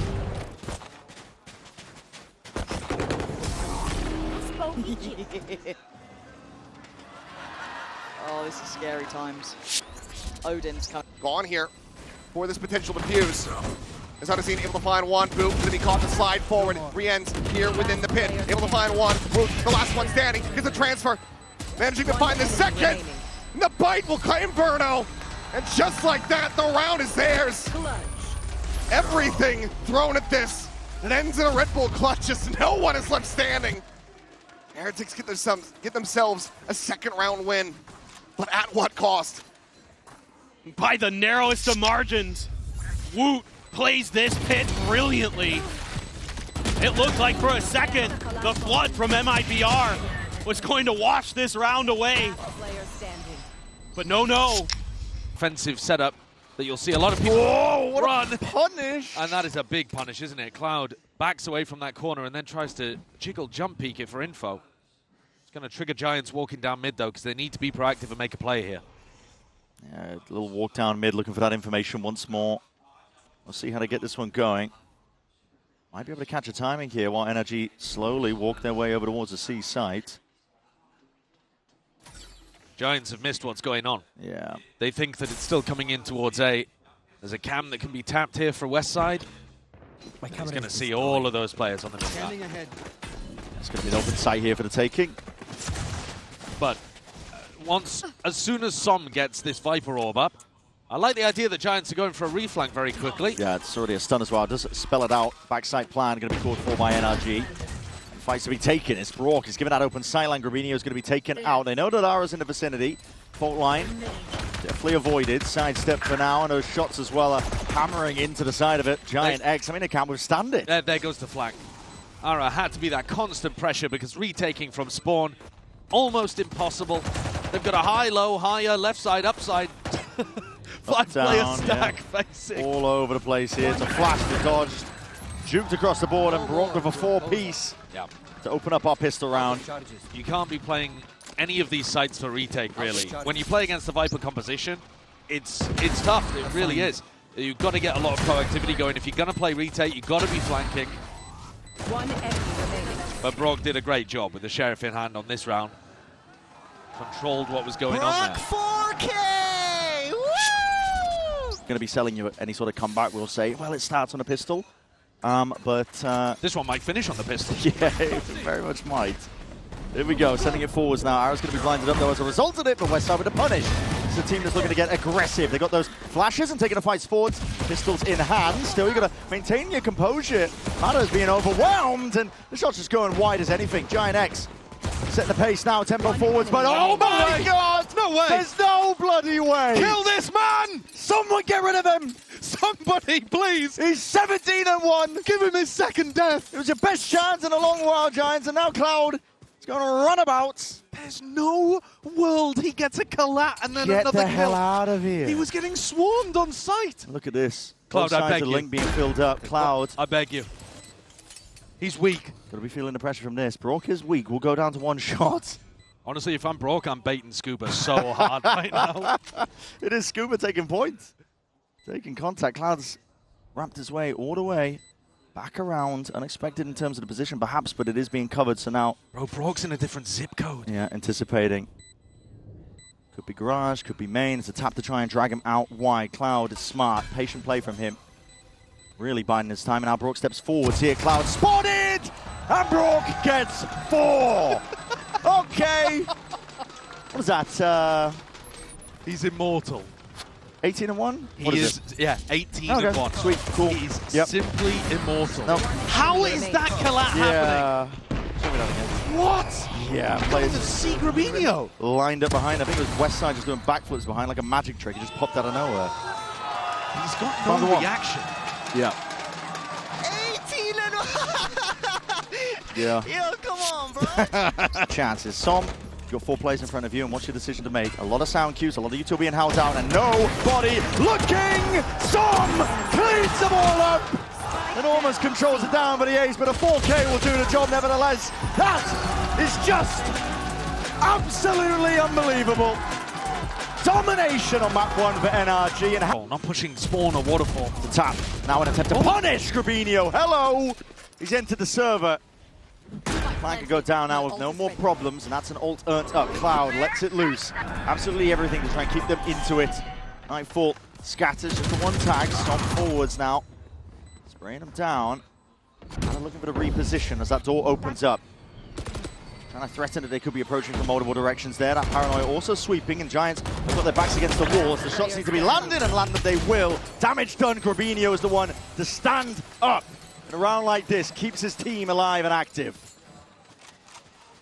Forcing those dry fights over towards waterfall. Here's that kill as it happened. Westside already low. Takes the decay, dies to the snake bite. But it's these couple from Grabinho that make the difference. 2 really sharp shots with the Vandal. My God, do they need it. 8 chances to close out this match, goes down to 7. The right decisions to be making. Flash head gets it. The Trent is there, able to play anti, and he guns down both duelists. Now the drone around the corner, getting the spot here on Namako, who doesn't manage to hold his own for one, but he's going to be stunned here into the corner, blinded up and taken down. Trent with a 3K. Just wants to go ahead and continue this pendulum swing of round wins. Right back in the G2's favor. He snaps on for Bane's head and now is on for an ace, but Freeing is not looking to give him the opportunity. He's going to be sticking to the opposite side of the map. Maybe Trent goes hunting. But this round is absolutely G2's. No doubt. Again, I don't mind the ideas here from DRX, but it's read nicely by G2. They've got a good sense of what the change-ups for their opponents were going to be. You know, looking back onto it, DRX played very safe, very not to lose against Fnatic, to be honest, on this map.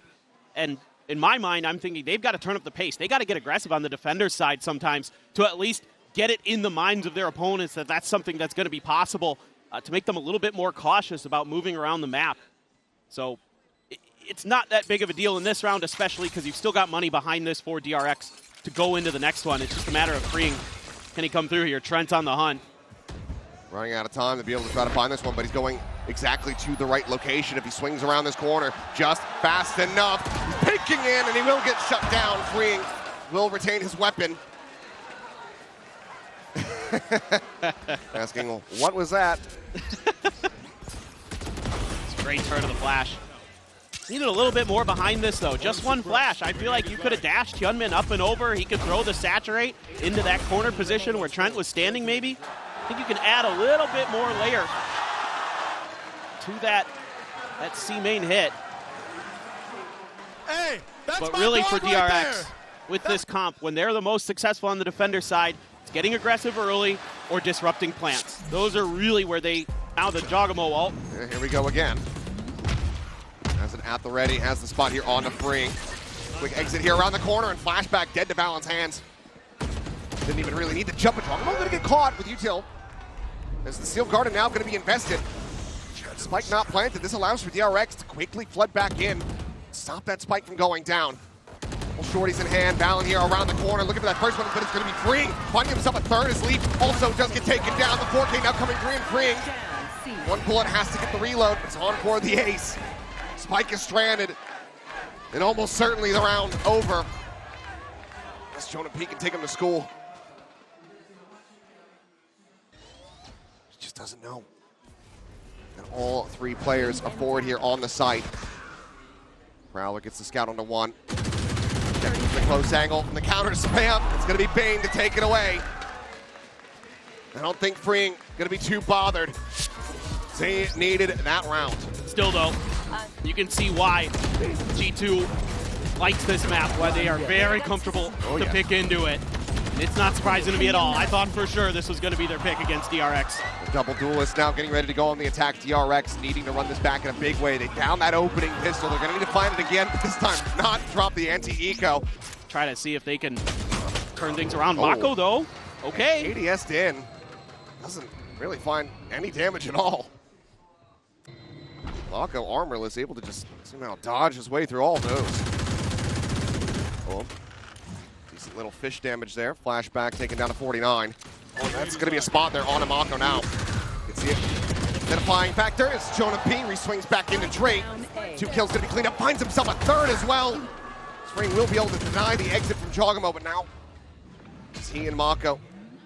Guardians in hand. Trying to see if they can try to recover this spike. Freeing now has been taken down. It's all on Mako. Does manage to find the pen shot. He gets the punish here onto the Odin, so Spike now going to be recovered. That's his ult. He does have the ult, but does he decide to go for it? Still just that Guardian. Still no armor. It still is Mako. It still is certainly possible. I think they've got a read on where Leaf went. They pinged it out on the map. Cover going out. Mako's going to be given the 1v1 a chance. They might think that this smoke is going to be an attempt to fake. Mako still playing forward here into this A site. The time, however, getting away from him. He's going to face in towards backside. And Trent ends up getting timings. The 3K so far. Guardian v Guardian, the armor advantage. A swap of the weapons now. Mako gets the Phantom. It's a chance to try to bail them out and get TRX right back into this. What a moment it would be. How many times have we seen Mako with those big clutches, but Leaf so good in these scenarios as well. Turns away right as he would have seen the gun barrel. Leaf instead sliding over towards drop, goes for a quick peek. Goes for the tap, he's holding it the half, and Mako is back! A Red Bull clutch on the biggest stage to get DRX back into this map. What a magician. No armor in this round. Able to out-duel the Odin through the wall spam with just a few seconds left on the clock. About 9 when Trent gets taken down. The salvos now landing here on top of this spike. DRX need to get on this ASAP. Flashback does provide some covering fire, but the delay from the side of G2 is just looking far too clean. Mako playing forward, the defuse being held. He's frantically praying for it, but Valor will deny. 9 to 8, no one left standing, but G2 are out in front. Beautiful work from Leaf on the backside with the op. Just ruining players as they try to get through. There's no smoke to cut him off. They don't anticipate that he's going to be in that position with that weapon. And Valen able to just spray it down. And you can see what I'm talking about with this comp. The delay puts DRX in awful positions. Goes forward here, scouting at the side, gets the spot onto ones, looking for a little bit more, finds Mako. Will have to go here for the exit. Peels out, but right in front of Bane, who's able to go ahead and shut him down. Mako at the same time, steady here on the site, puts himself a second, and sprays down for the 4K. Orbital strike now online. DRX not allowing for G2 to tie it up. What great stuff here from Mako. Gets hit with a ton of util.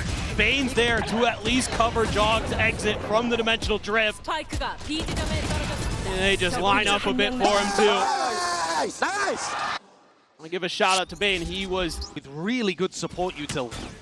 TP onto the one side, it looks like, and that's going to be a shot to remove that trip. Dash, and again, crash forwards. Again is the play. Clone potentially to absorb a bit of that aggression, and there's a shot fired off, and a flash in the face of Cloud. He's feeling that pressure now, but again, he follows the traces. He's rewarded. Bullets to the dome for Miniboot. Dropped out of the fight now, and out towards lane, looking to really get inserted again, but those stingers, they can be nasty business. It's a foul set of action now from Team Heretics. They're really making their mark onto this site. This is a buy round that's just gone way too wrong. Giants look to redeem, look to claw it all the way back. Time is still against them, but again, these weapons handed over into the 1v1. And the wide face from Rians does them dirty.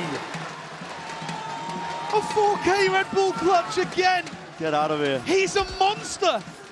He can't be stopped. The wide swing is gross. Huge credit to Rians for being able to pull this one off in the 1v2. He had good information on where Grabinho was and just makes the perfect decision with his movement. 19 kills across 15 rounds. He is the man. These ultimates have to be expended. His Heretics will have to win this one out. The plant not denied.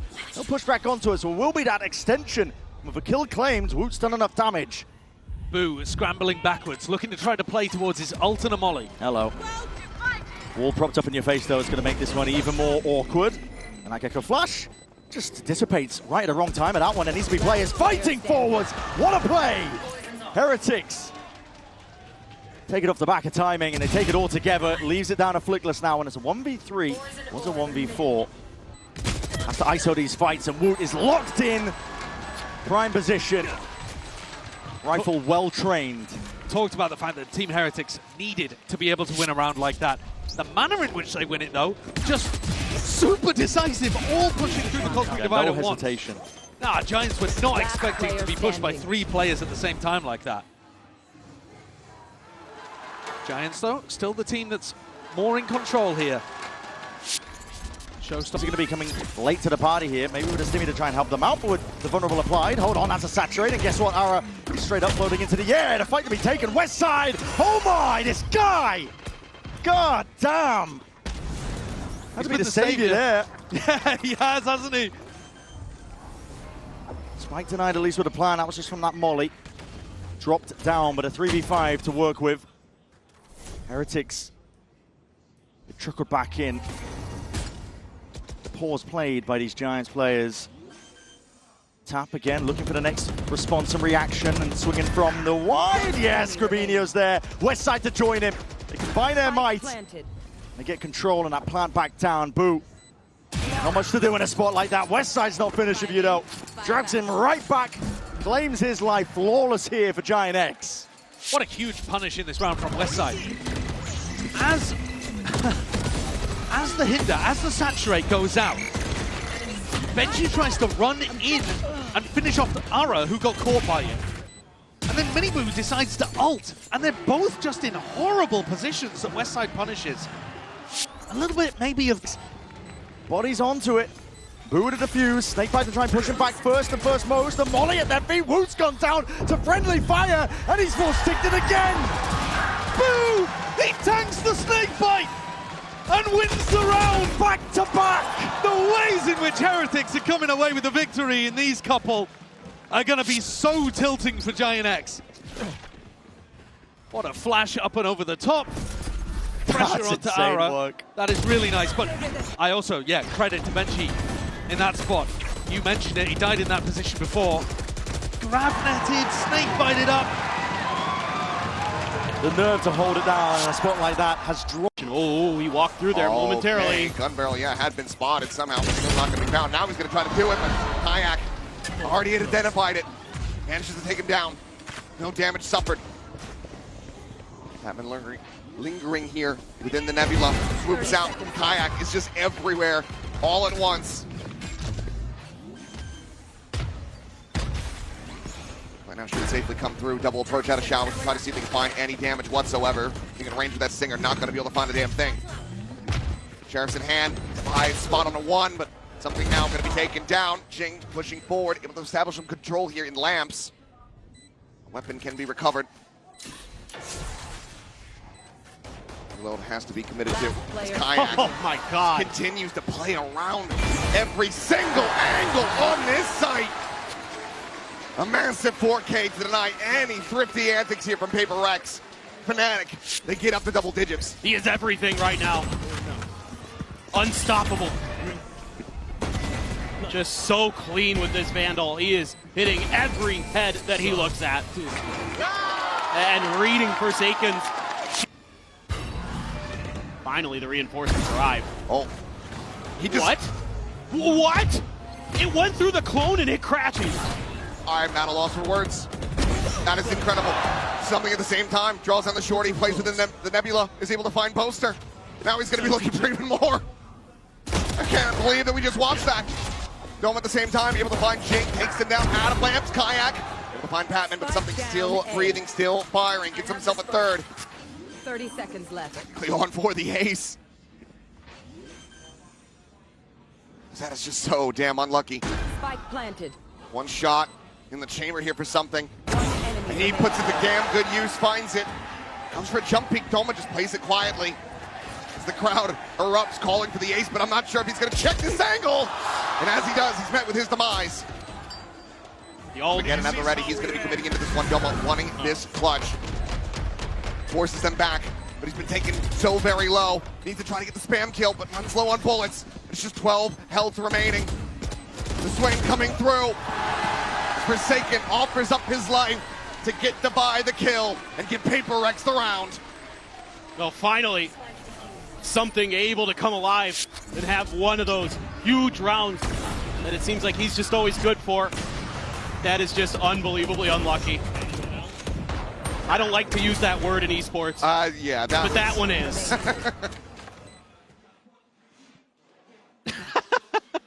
Absolutely insane. That's exactly what the doctor ordered. Gets the spot out now. Just turns away from the flash. Patman, well and truly all alone. Does manage to find one. Kayak going to be taken down. Swings back around the opposite side of the box. Some good damage down on the poster. It's going to be Divide from on high here in heaven. Cleaning up 2 kills. Deep lurk though from Crashies now striking. Understands the player's positions now. They heard the drop. Divide very much boxed into hell. Finds the burst though. And Poster swings out to his demise. It's a massive Red Bull clutch from Divide. It just doesn't make sense sometimes with Paper Rex. It looks like they're just screwed out of this round. One enemy remaining. And Patman bought just enough time with that Bulldog. Almost got 2 for his efforts. And that tees up Divide. However, fighting back. Himself 2, but Forsaken is still here. Around the rear finds that kill. The swing out and Chronicle Goes absolutely crazy. Spike to be retrieved. The map, it's just his playground now. He's got a pit available. He can just send this all the way over to the A side if he wants, and that's looking like it's exactly what he's going to try to do.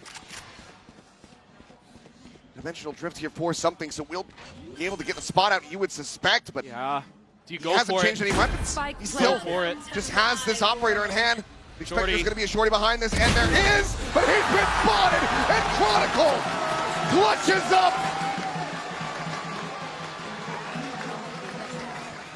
They tried to challenge him. They knew exactly where he was coming from, but Chronicle was just better. One enemy remaining. Jing not expecting Chronicle to step up there and take the fight. This absolute madness. Nice, Kron! That's what we want to see from you this game. No doubt. They're going to commit everything to this A-hold. Swaps. Eventual drift's going to be going through, but Kayak already able to find one. They've got him blind up into the corner, and Patman just does not stand a chance. Jing able to spray down for two, but Kayak gets himself a third ping reveal. Something going to be spotted, and immediately the call to retreat the back away is going to be sounded here from the side of Fnatic. All quiet on the C site front. Looks like Chronicle wants them to pivot into this. Look at this Kayak, 16 and 8. He is unreal today. Here, cutting through. He's a big reason why Fnatic very much ahead, very much in it on Bind. Fake teleport. I does have the Steel Garden. Want to get the confirm here. Get something over. Here's the flash.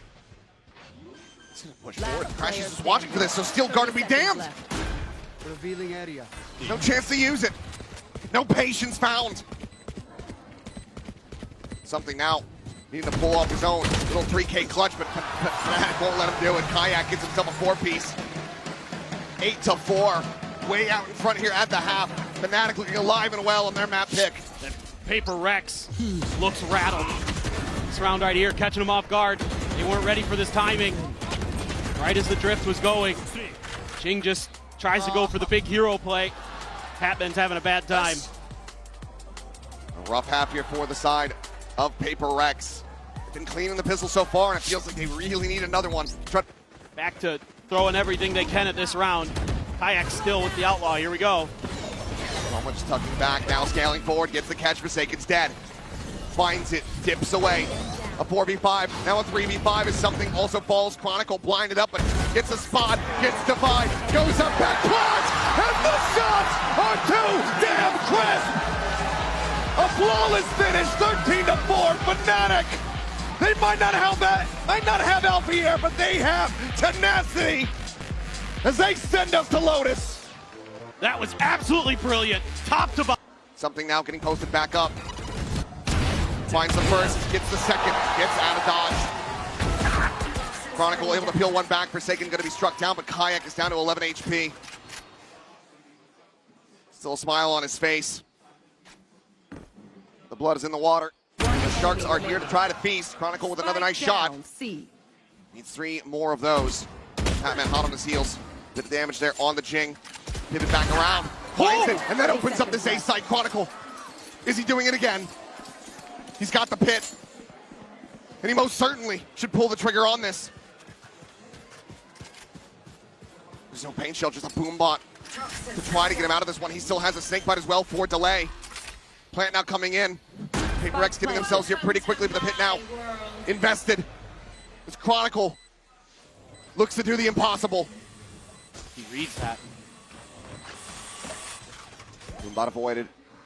Fire the push out of the smoke. Finds the fourth. Now looking for the ace, but Jing will just barely deny it away from him. Chronicle continues to be the monster under the bed here for Paper Rex, but this time they get the flashlights out. They confirm that he's not there. Oh, God. I was believing. I thought this was the ace clutch.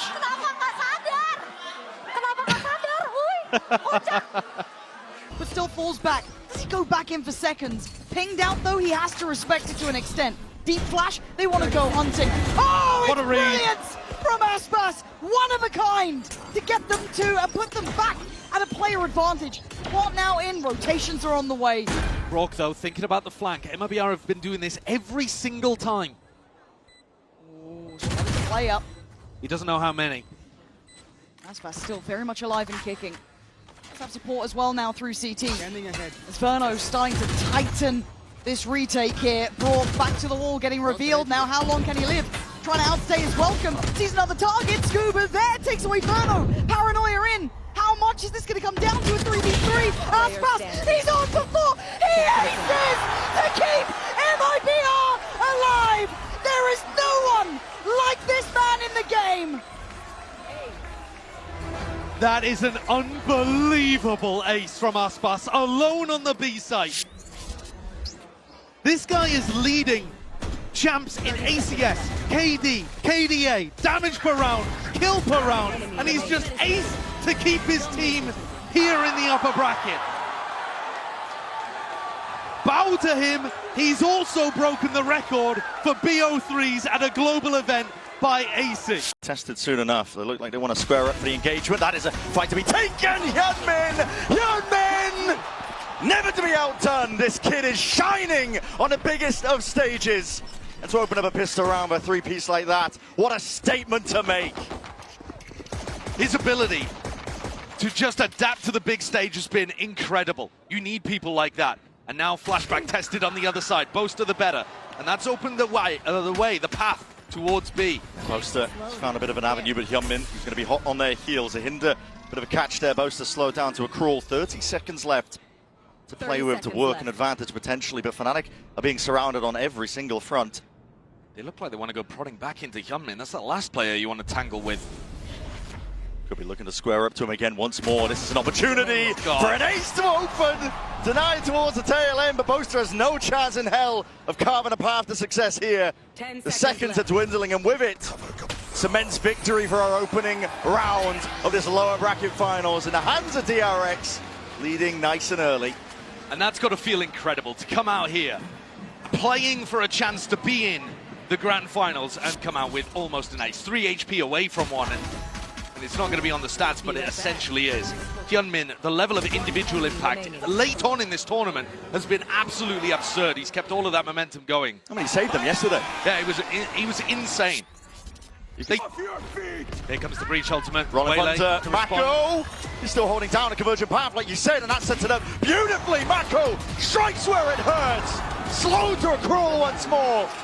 And the flood in from DRX ready to put a stop to whatever Fnatic we're up to. They've been waiting for that the whole time. Hyunmin sat there, feasting on the ult orbs. Throwing bodies in now to try to take down Alpha. You still got to give him a little bit of worry. Of course you do. 40 seconds. You know how good his rifling can be, but Mako squares up to it anyway. It's a 4-piece for him to finish. And that's the game plan in a nutshell there for DRX, isn't it? You know that the attacking team is using double initiator comps with massive ultimates. So you just farm up your own huge defensive ult, and it counters it completely. I mean, these players are sitting ducks over here. Crashes and Chronicle can do naught but die. And now Fnatic push down onto an eco round again. This is ready to defend the B split, but Steel Garden's going to force them out. Steel Garden fault line, slowing it down, freeing. He did get out just in time, but that is a lot of ults being used now. Overdrive, and that's freeing, just putting the bullet straight to the body. And the Parade Kayak, double holding up. Hyunmin is fast onto the scene of the crime. Now you tell me what is that? From the bloody brink. It's Alpha again. Inserts himself and shouts out his authority onto the round. What a stamp to end round 12. Alpha has been huge for them in a couple of big moments. 13 kills he ends with, one behind Hyunmin, who also had a monstrous beginning. But in terms of rounds on the board, Fnatic are scraping the bottom of the barrel just to get 4. You can't see my face. Yes, they lost the pistol, but I think you expect more from Fnatic on their attack sides. This is going to be tough to recover on the next half of Sunset. Absolutely, it's going to take a lot to recover from that. On the wall as well. Freeing at least with an ult to try to hold on to B, right? So he doesn't have to be super worried, but there goes Mako. That's the punish I was talking about at the start of the map. If they go for an info peek, Fnatic players sharp enough to rip them off. 10 and 3 as well, Alpha. Who's next? A real step up from him. Now you're seeing ult's going to be popped off. All earned prior. Kayak's behind. Steel Garden. Hello. Where's he going with that one? They're trying to combine their might again with a util to follow through. Convergent paths. That's enough of a slowdown. No one's home. No one entering into this side. The pit's going to be layered down anyway. That's going to attempt to get them back in, but DRX answering back. It's a quick pivot. Fnatic not looking to contest over towards B now, and they're going to get that mad sprint over towards the A side. It is open for the taking, but it's still left in that player disadvantage. See whether Boaster can hold the Horde off for a moment. It's an onslaught now. It's going to be approaching his position rapidly at that slightest of off angles, and that okay, the Nightfall on top of it. He's not able to take that fight. Stand his ground towards it, and the back to Crashy's instinct kicking in, the awareness in the back of his mind that he's being pressured from multiple locations. Crashies, no way, no way! DRX can't catch a bloody break! The America's import lights up the French arena. Crashies 15-3. Determined to make it to another grand final at Champions. What a performance. Reminiscent of some of his very best. Incredible awareness with the Nightfall that there was one on the flank, because the ult caught two. And he manages to break the horn, put the fight forwards and go back to catch Bane as well. To be relying upon it. Hello. Oh, okay. Portal closed. Slight spot at the back side. Okay, Flashback is going to be jumping on the chance. He wants to draw out the blood here. Claim a couple of kills while they're at it, and slowly closing in onto it. But Fnatic, they take the initiative forwards as the fight. Oh my God, what is that by Bane? It's a big one. Handed it as well. That's a Bulldog in the hands of Chronicle. Double dash over and around. That's recall. My God, Chronicle! 8 bullets left, and this could get dicey. This could get dangerous. We were talking about it. Any one of these Fnatic players could step up, deliver those blows, and my God, an ace on the Thrifty, 5 HP and a Dream right now, back against the wall, freeing. With bated breath, the rest of his team can breathe that sigh of relief. That's what we're talking about, the danger ever present with Fnatic. That round should have had no sting to it whatsoever. And yet a big, wide swing coming out from Boaster just sets up full B main control for the rest of his teammates. And Chronicle's got that kind of sting to him, that kind of danger. He's ruined their bonus round, so now there is no play. The shots fired off. Current's a bit further back from now, but Chronicle's gone down. That's just spam through the wall. That's brutal. Don't know whether they saw the traces coming through or what, but that is a massive loss. You can't re-clear and flood back in on and see that easily. And Garage should weaken as well. A really nice pause called in the round for Mako. Look at what it's done for Fnatic. He's been remarkably good at closing out 5v4 scenarios. Fnatic usually get the first picks. I mean, that's been something that's been working for them all tournament. Whether or not they close out 5v4 is a different matter, but DRX are so drilled in these spots. Very unlikely they make mistakes. Being a part of the util.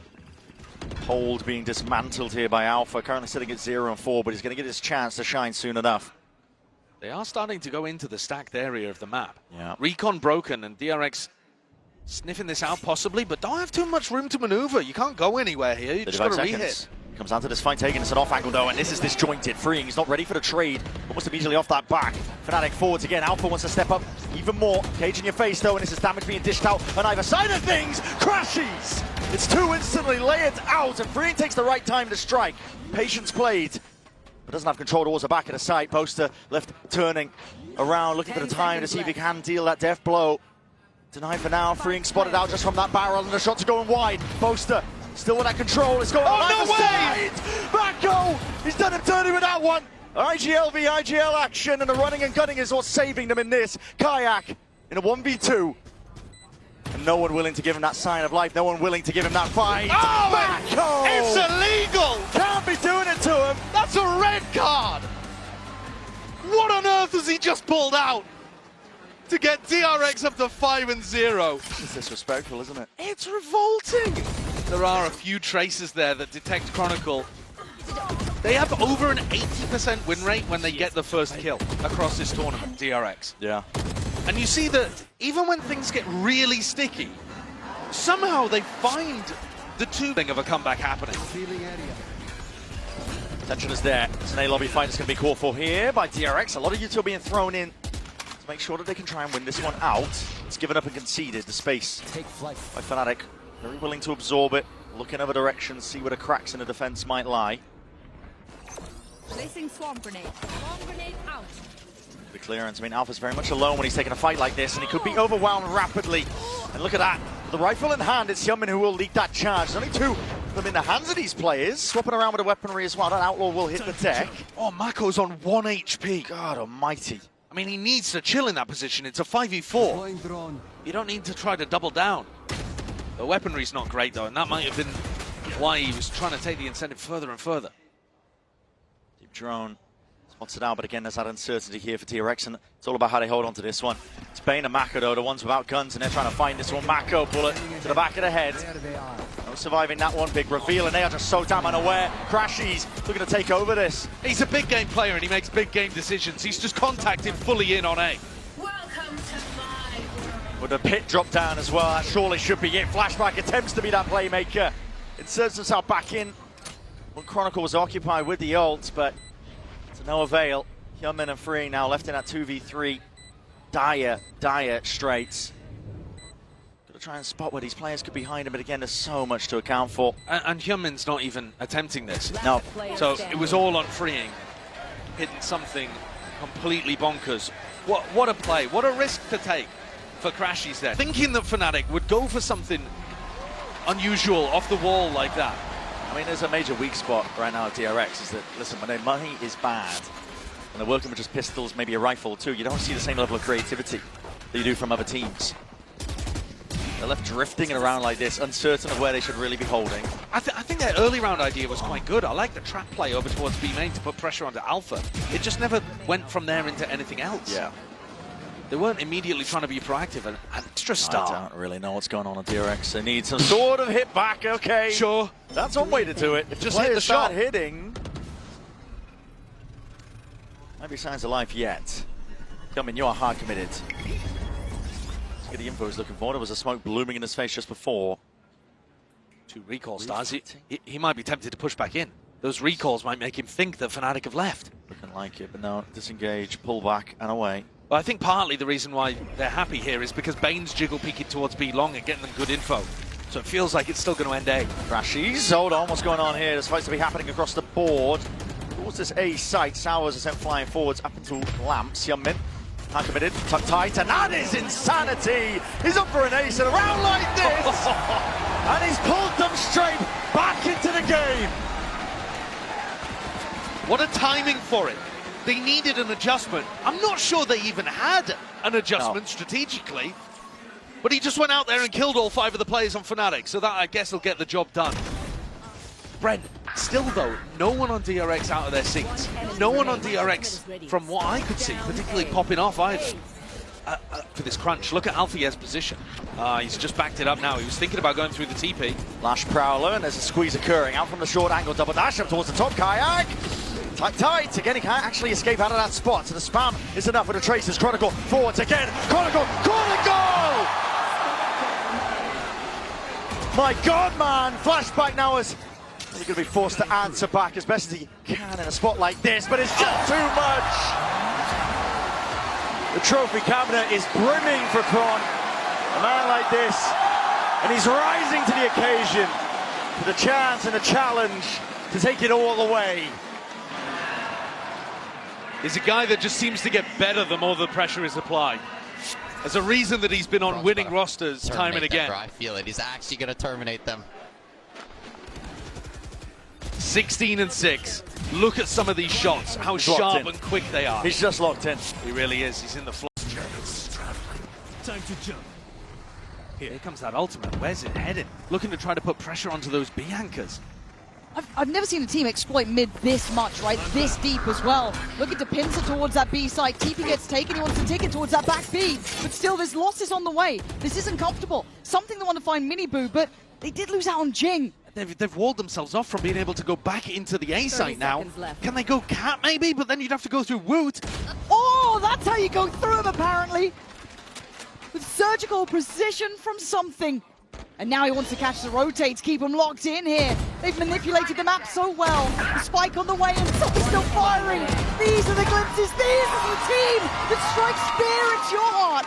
PaperX looking back to business. But the way they're getting to these sites, man, is wild. It's crazy. Most teams there, and you saw it from Heretics in their attack side, are going to have a game plan off barrier drop to just Yoru ult, try to take some space, set up a really common play with it. Instead, something's trying to take a challenge, a 1v1, with ult in hand. And they scurry, they try and vanish for just a moment, but something they can find. Re-ends? Where did you just get that? Rez comes in, it's emergency.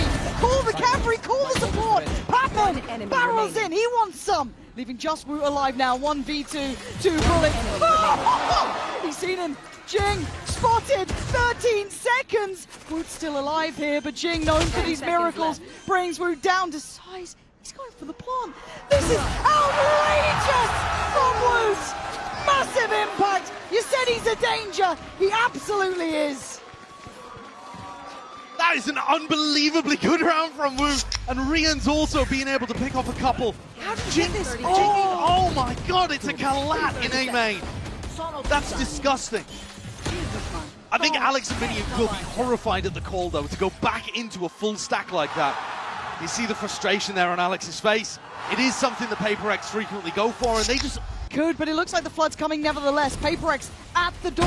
Oh! And Rien sends him away. Stunning shot, but something still headstrong in approach. But there's the burst from Forsaken. Battering down two.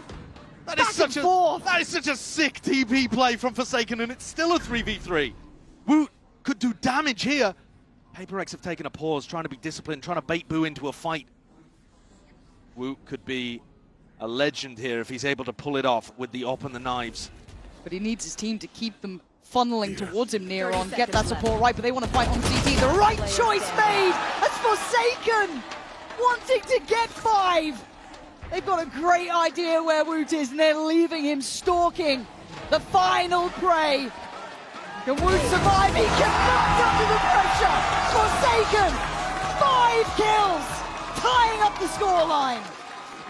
He's got incredible aim, but what always impresses me about Forsaken is the creativity with what you see him do.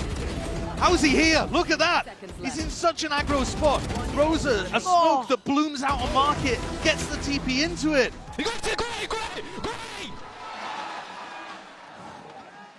God, that is... He's got great opportunities here. And Rians can take away the audio cues, and Woot can spring out with a shorty. But no, Forsaken just sprays down 2 of them. It will not be moved! Wherever you go, there is a brick wall of defense! Get your 5! The crowd calls for it, and Forsaken will not get it this time. Benji putting up numbers as best he could. But this is 5-1, and Heretics looking shut out. Forsaken loves taking those aggressive fights over towards short. And he's just putting in a little bit of spam, anticipating that they were going to go for a short pop, and he's so right. Look at it from his perspective. Oh, he's just gifted those 2. On the most common line that you would spam down, finds the perfect timing, and Heretics run into the bullets. I think the only advantage there, the only silver lining for Heretics is that they didn't burn those. 30 seconds. Aggression noted towards Shower. Horn goes in, it's commitment time, and it's Batman today! Who's getting the double? Who's getting the triple? PaperX, always right place, right time! And Heretics look stumped for an answer. A 4K from Patman comes out of nowhere, man. What an insane defensive setup. Team Heretics was so cautious and so patient getting themselves into position. He gets Woot in the midst of that. That's mad. Woot already had a TP set up towards default. Operate at such a high level consistently, and the money's still here, and Jing still feeling aggressive. This time handled, but a trade out. Forsaken trying to just get away. Stim barely getting him at regular speed, but he does make it towards backside and safety. And a 1-for-1 trade up, but Patman is taking space. And this is a very deep push. Trying to abuse the fact that Heretics are running these defaults over on the A side. Boo versus Patman. Talked about critical kills, and Boo has had them in droves now. Handled again. Great find from him, very diligent, but it doesn't mean you still have access to the sites. Don't like that walk up from Woot as well when you know that you've got space over towards B. Maybe was going for that anyway. Something's beating them to the rotation, though. He's in position. Fantastic find towards Benji. He doesn't even know how close he is to being another killer. Something, though, going to take the space with the shorty, play to that smoke, and the expectation is there from Heretics. Something keeping this space secure. The ult from above, Boo might just burn alive. Has to try and fall away, but Forsaken going to claim it with the ult, leaving just Rienz to try and keep this one in their hands. No Horn to try and hide behind. No help on the way. It's a pure 1v3. And this is a horrific scenario to try and get out of. But Forsaken, how many multi-kills is this man going to get? It's a sick round to get Paper X up to 7.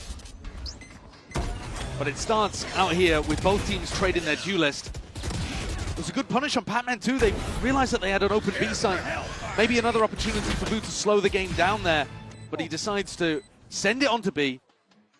Send the plant as well to take a fight. Wants to do a bit of spamming. But as he reloads, Paper X walk up. And look how close they are already. Forsaken, Jing, both towards site. There's a lot to handle. But it's Woot to then pick up the mantle. Take over and find 2. And Benji back there in the space. Playing towards the spike itself. Wants to put his body on the line for it, but Woot the bodyguard. Disallowing any further steps from PRX. Pretty much held on this little short walk up. Really sick round from Woot so far. Benji loses that duel to Device, so an opening here for Paper X, but the spike down in pocket still. A flank coming through from Boo, and if he falls, more danger. Yeah, Woot's the danger man, sure, but Devi didn't take that much damage, still on 70.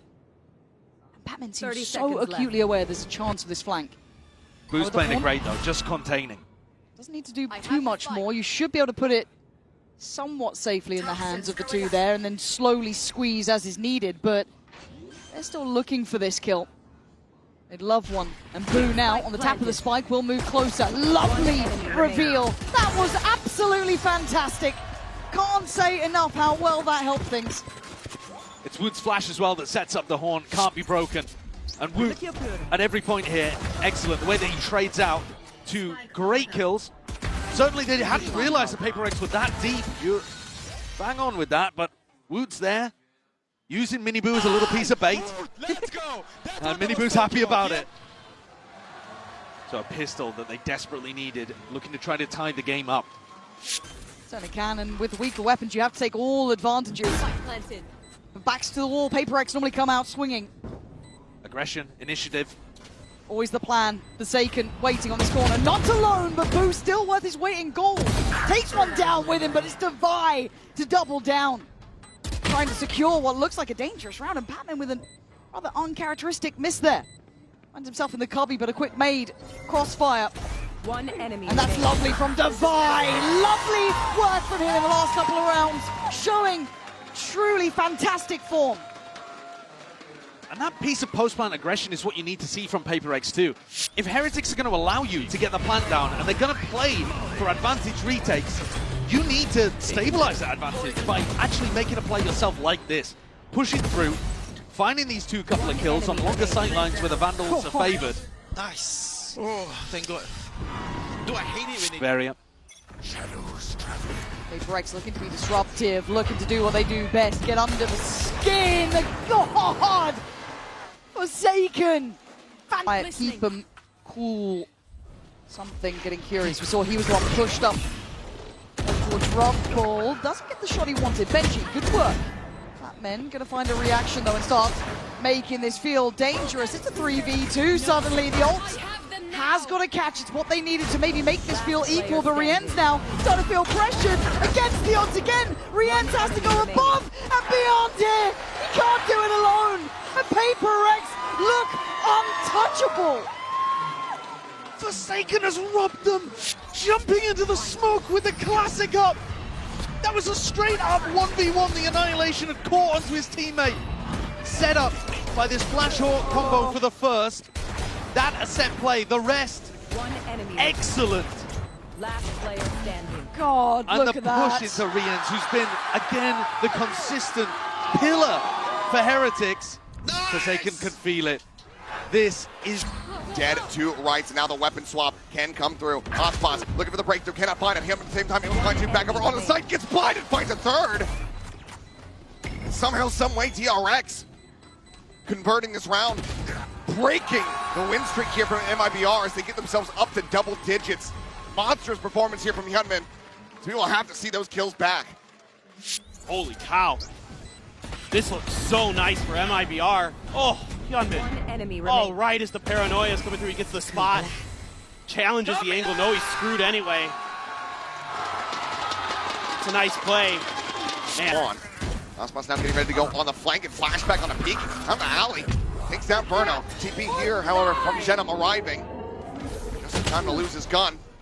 Does have this shorty available on both sides to hold down both. Push coming through, and there's a shutdown. Both of them utilizing him so well, but Bane able to collect as they run out of bullets, but he's down to 8 HP.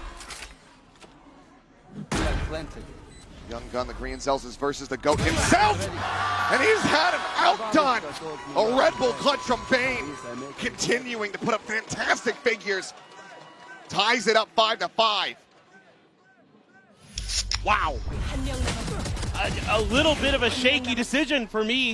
You got to clear boats. You know that it's going to be shorties in there. Still, somehow, some way, Bane's able to find it. And then just takes an angle that Ospas. Saturate has expired. Ospas looking to try to get Hyunmin out of this fight. And he's done just that. The knive's now going to be popped at the 3v3. Nap life on the line here for MIBR. Bane's still at alley. Now they just pump the brakes. Slowing everything down. Looking for this check. Spring loses his head.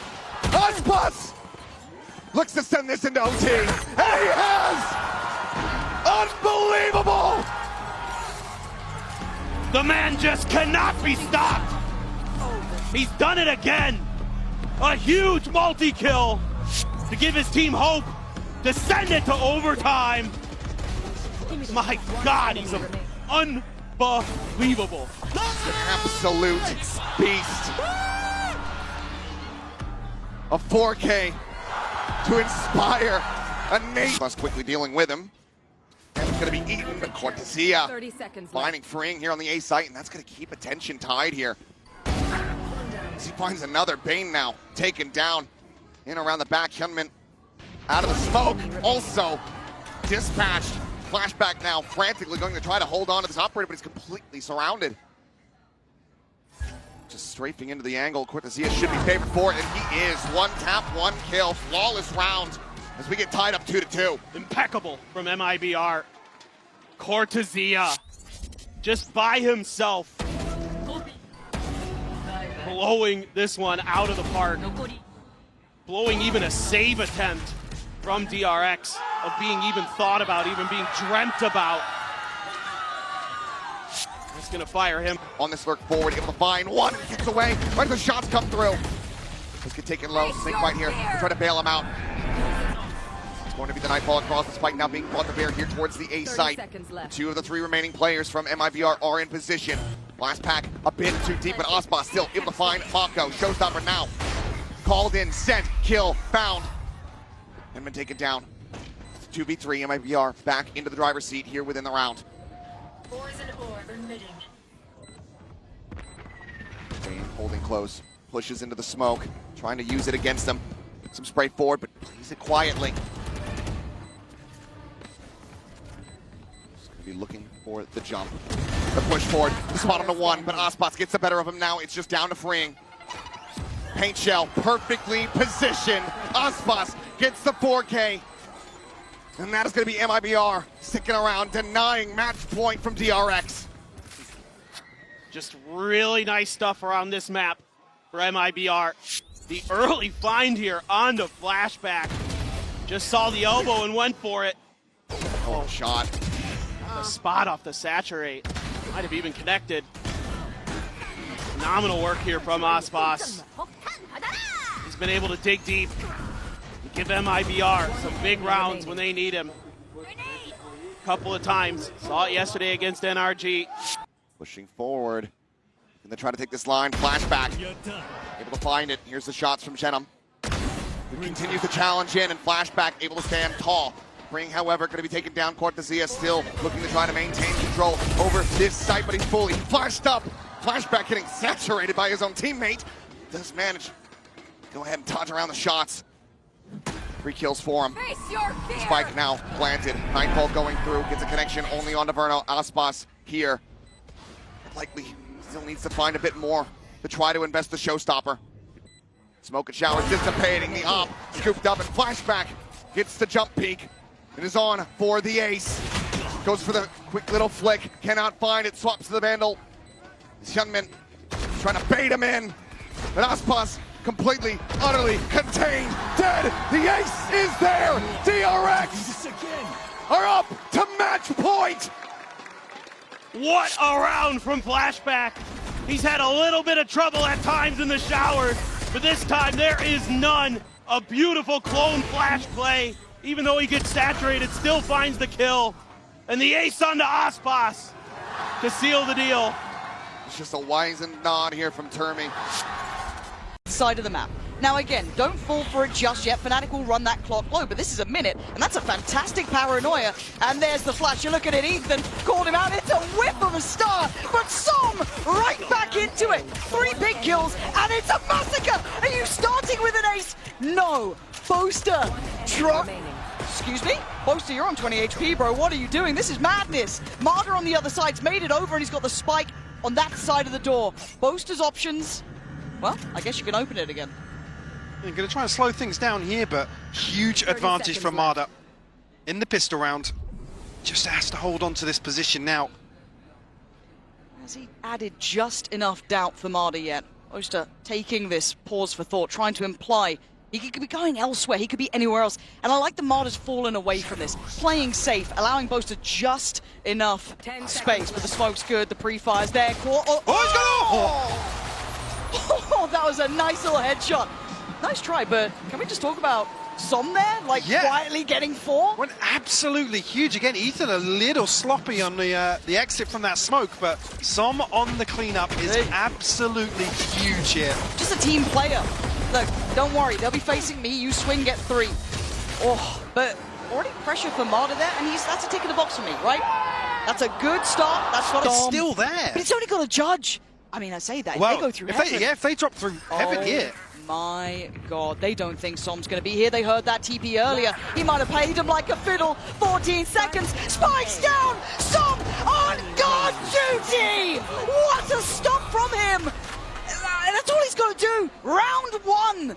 Perfect play from Som. It's a roll of the dice from Fnatic. Again, I hate to come back to the same thing. They're on their feet already. But it's these situations where Fnatic will drift into a huge question mark on the map.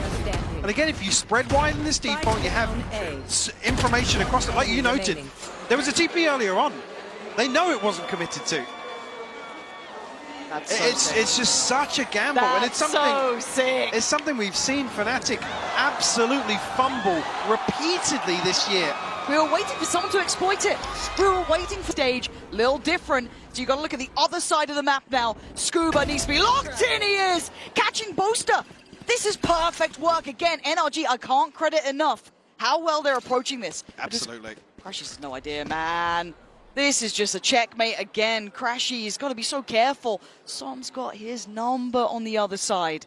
Of course, it's Som on the other side of this as well. Fnatic, now 40 seconds left on the clock. Try and recover something, but you've noted it already. Going to be in a position to hear this rotation. See, already Alpha's made good progress, but not on site just yet. And there's still a cross being watched as well. Scuba, yes, a little bit deeper now, but again, safe-ish pair of hands, 20 seconds. You've heard the rotations, and now he's been noted. Scuba does well to find the kill, and now they know the cross is coming in. It can be caught and punished. The perfect plan undone. NRG fully in control here. Fnatic being herded around the map like sheep.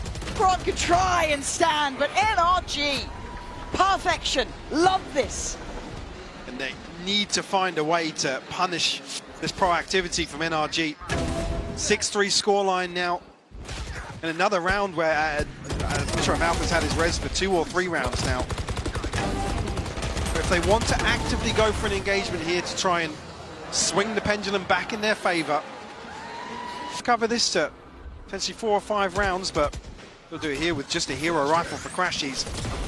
Sheriff's elsewhere. Ethan going to punish Kayak once more up mid. Get around. Yeah.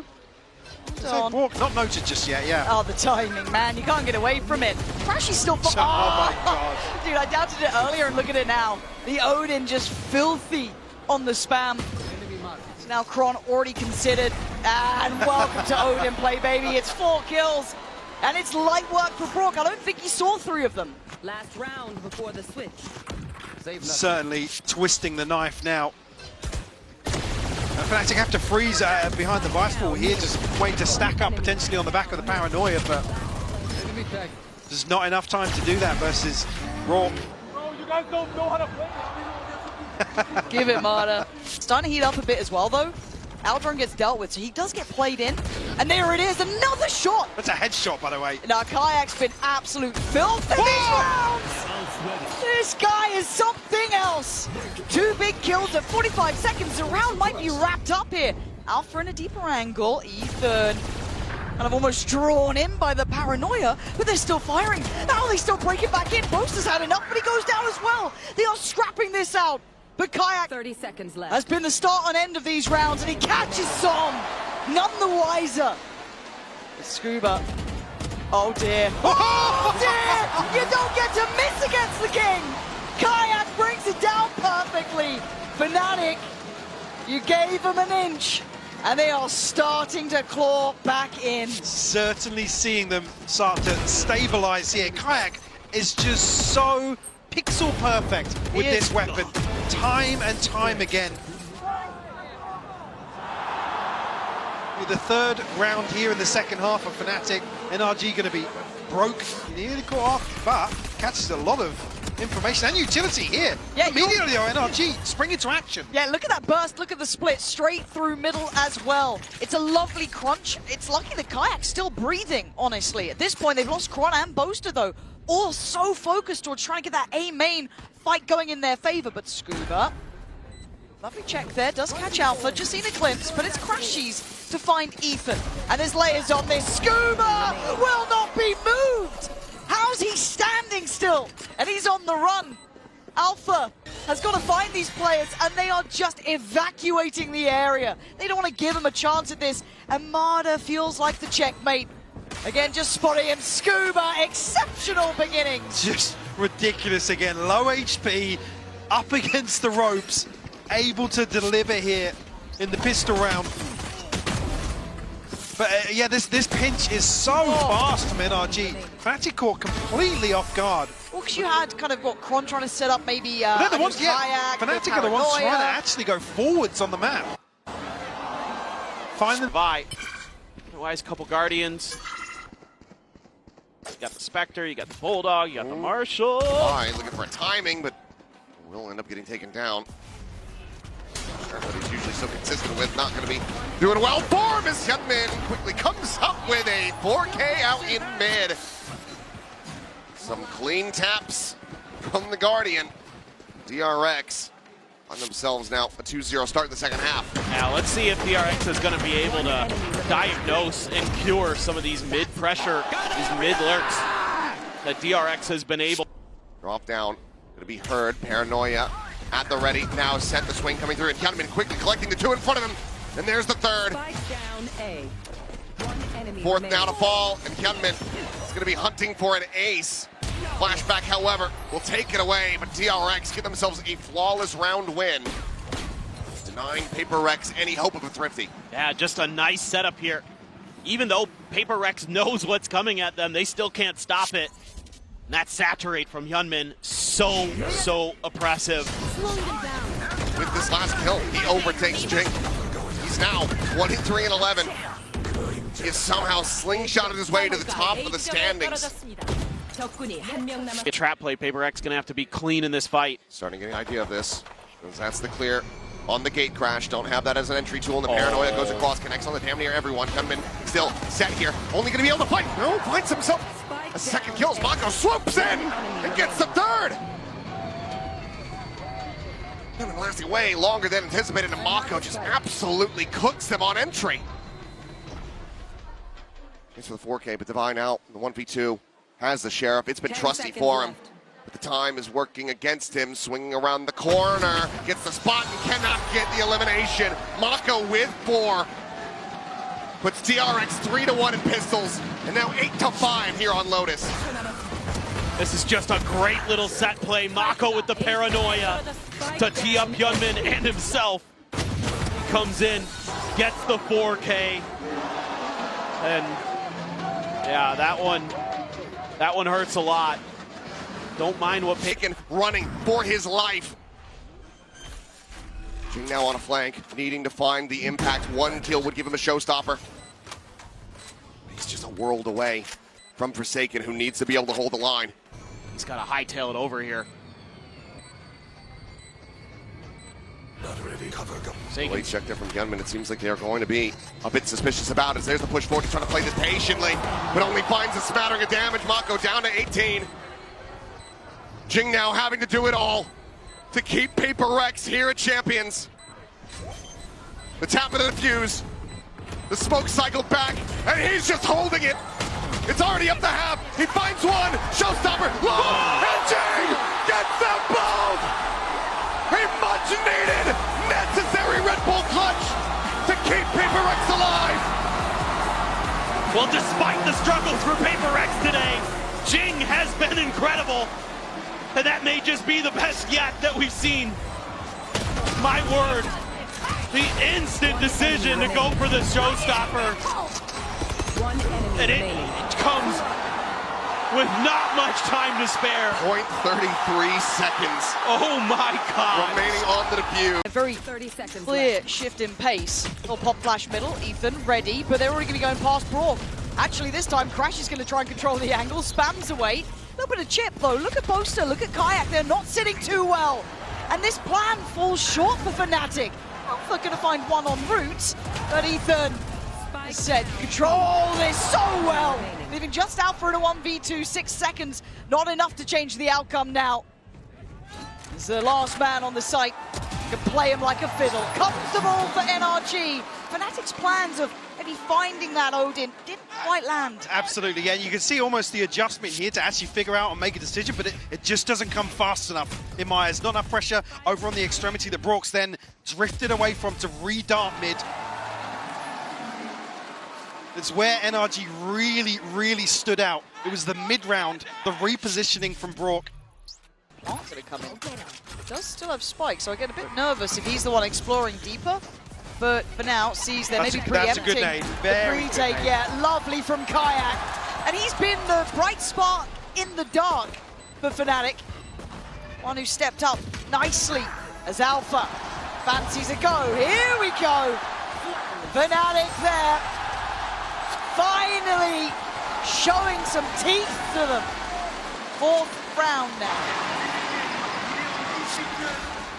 Currently sitting at 18-9, leading the server. Kayak, sorry, to come forward and immediately on his feet. You can see here, trying to give his teammates something to get behind. Come on, then! One has bitten on it, but not two. It does force Som out of position.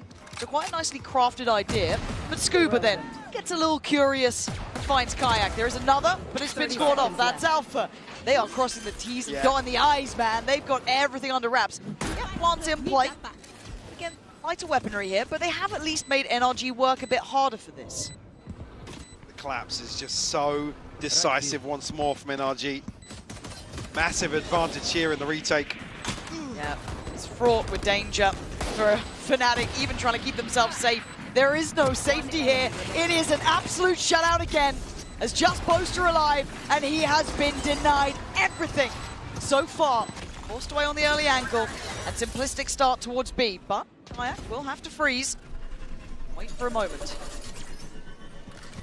Not back out just yet, but it does. Well, Scuba's found Crash's zone.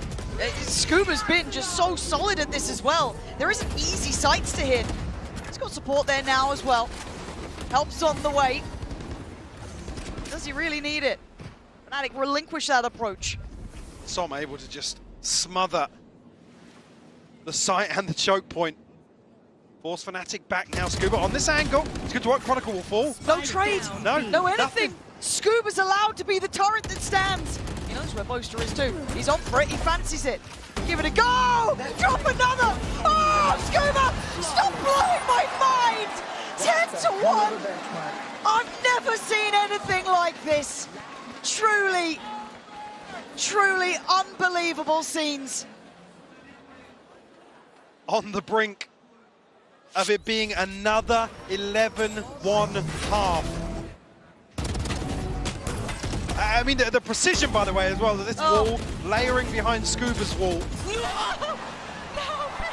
And he wanted the ace to rear their head here, but able to TP across. Some will nice chip. Cut sightlines here. Decent shock down. Actually, Fnatic get ahead of the curve. Yeah, much better. Looking proactive in the play and take it down too. A little bit of chip on the way, certainly help down matters, but don't right out Rourke and Scuba. In the masters of Fnatic's downfall before, Scuba with the evasion can't quite stand. Now just Brock in a 1v3. Very nice. Chronicle with 4. A sigh of relief from Boaster. Chronicle fairly muted after the 4K. Just a second on the board. Fnatic hopefully be able to get themselves back into this game. Yo, boys! Boys, okay, just for you boys, I will set up this. You see? He's nothing. This should be the goer. This should be prepare yourselves, batten down the hatches. Boaster trying to stay alive on the site. That's risky from him. Marder gonna see it all. And Marder committing.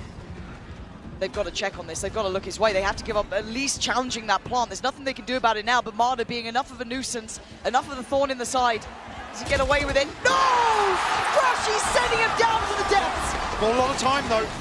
4 more players to find and a spike to defuse. It is not over at all. Kayak trying to step on in. Ethan hindered. Does he get spotted in time? Fnatic starting to flood back here. Ethan, the one in their way first. Trying to find a corner. Find a company to play from. Gets the reveal, but he gets dropped. Time now running low. Scuba, Braun, Som, still standing. Crashes! I can't believe it. The diffuser. Scuba! Oh my God, Scuba. He's done this before. He's done this before, but not today! Not in Fnatic's house! Not at a time like this!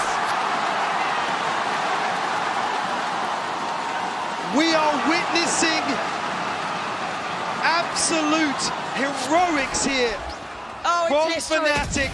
It's history in the making. Everything falling into place now.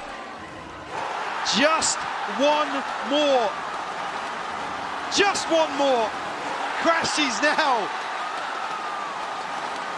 on his feet, staring down. RG really scrambling for answers. Kai going forward again. There's no way you're going back for more. Back for seconds, but he's back in his place. But Crashes is here. Ethan denied. Crashes, you're not going to stand against this alone. You're going to wait for the support, right? Chronicle's got ult here. He certainly does. And he's here very early on. He's going to send it. This could be it. This could be hard to find. Denied on the first step. Crashes again. I said it last time, but this time he is burying him in that jersey. A 1v3 required would be a miracle. It's looking like OT is here! Crashes above and beyond! Standing tall for Fnatic to take us to OT!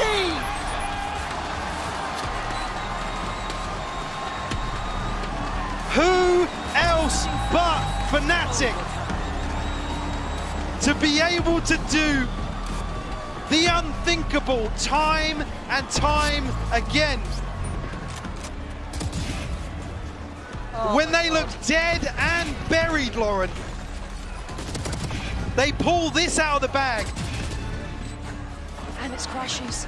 Crashes, Chronicle, Kayak stepping up to the challenge here. Job's not done though, Mike. We'll see, but pacey beginnings over here, 9 rounds. NRG, this is all starting to look one-sided. It's going to be 10 as quick as you like here. And Brock's trying, Ethan's trying. The Chronicle's got more. Fnatic up to 10 rounds. Now you're in trouble. When Poster's back on his feet. Aura farming on the stage. A whole different way of doing it. That's the crab walk. I'm the crab walk. I'm the crab walk. What are you going to do, brother? What are you going to do? Ethan looking to go forwards once more.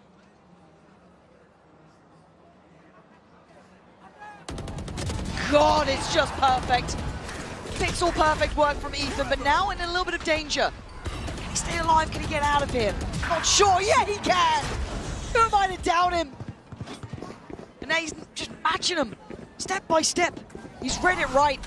Ethan actually ahead of the curve slightly. Ethan isn't cut above the rest. Predicted a flank that's not coming, but he's done enough.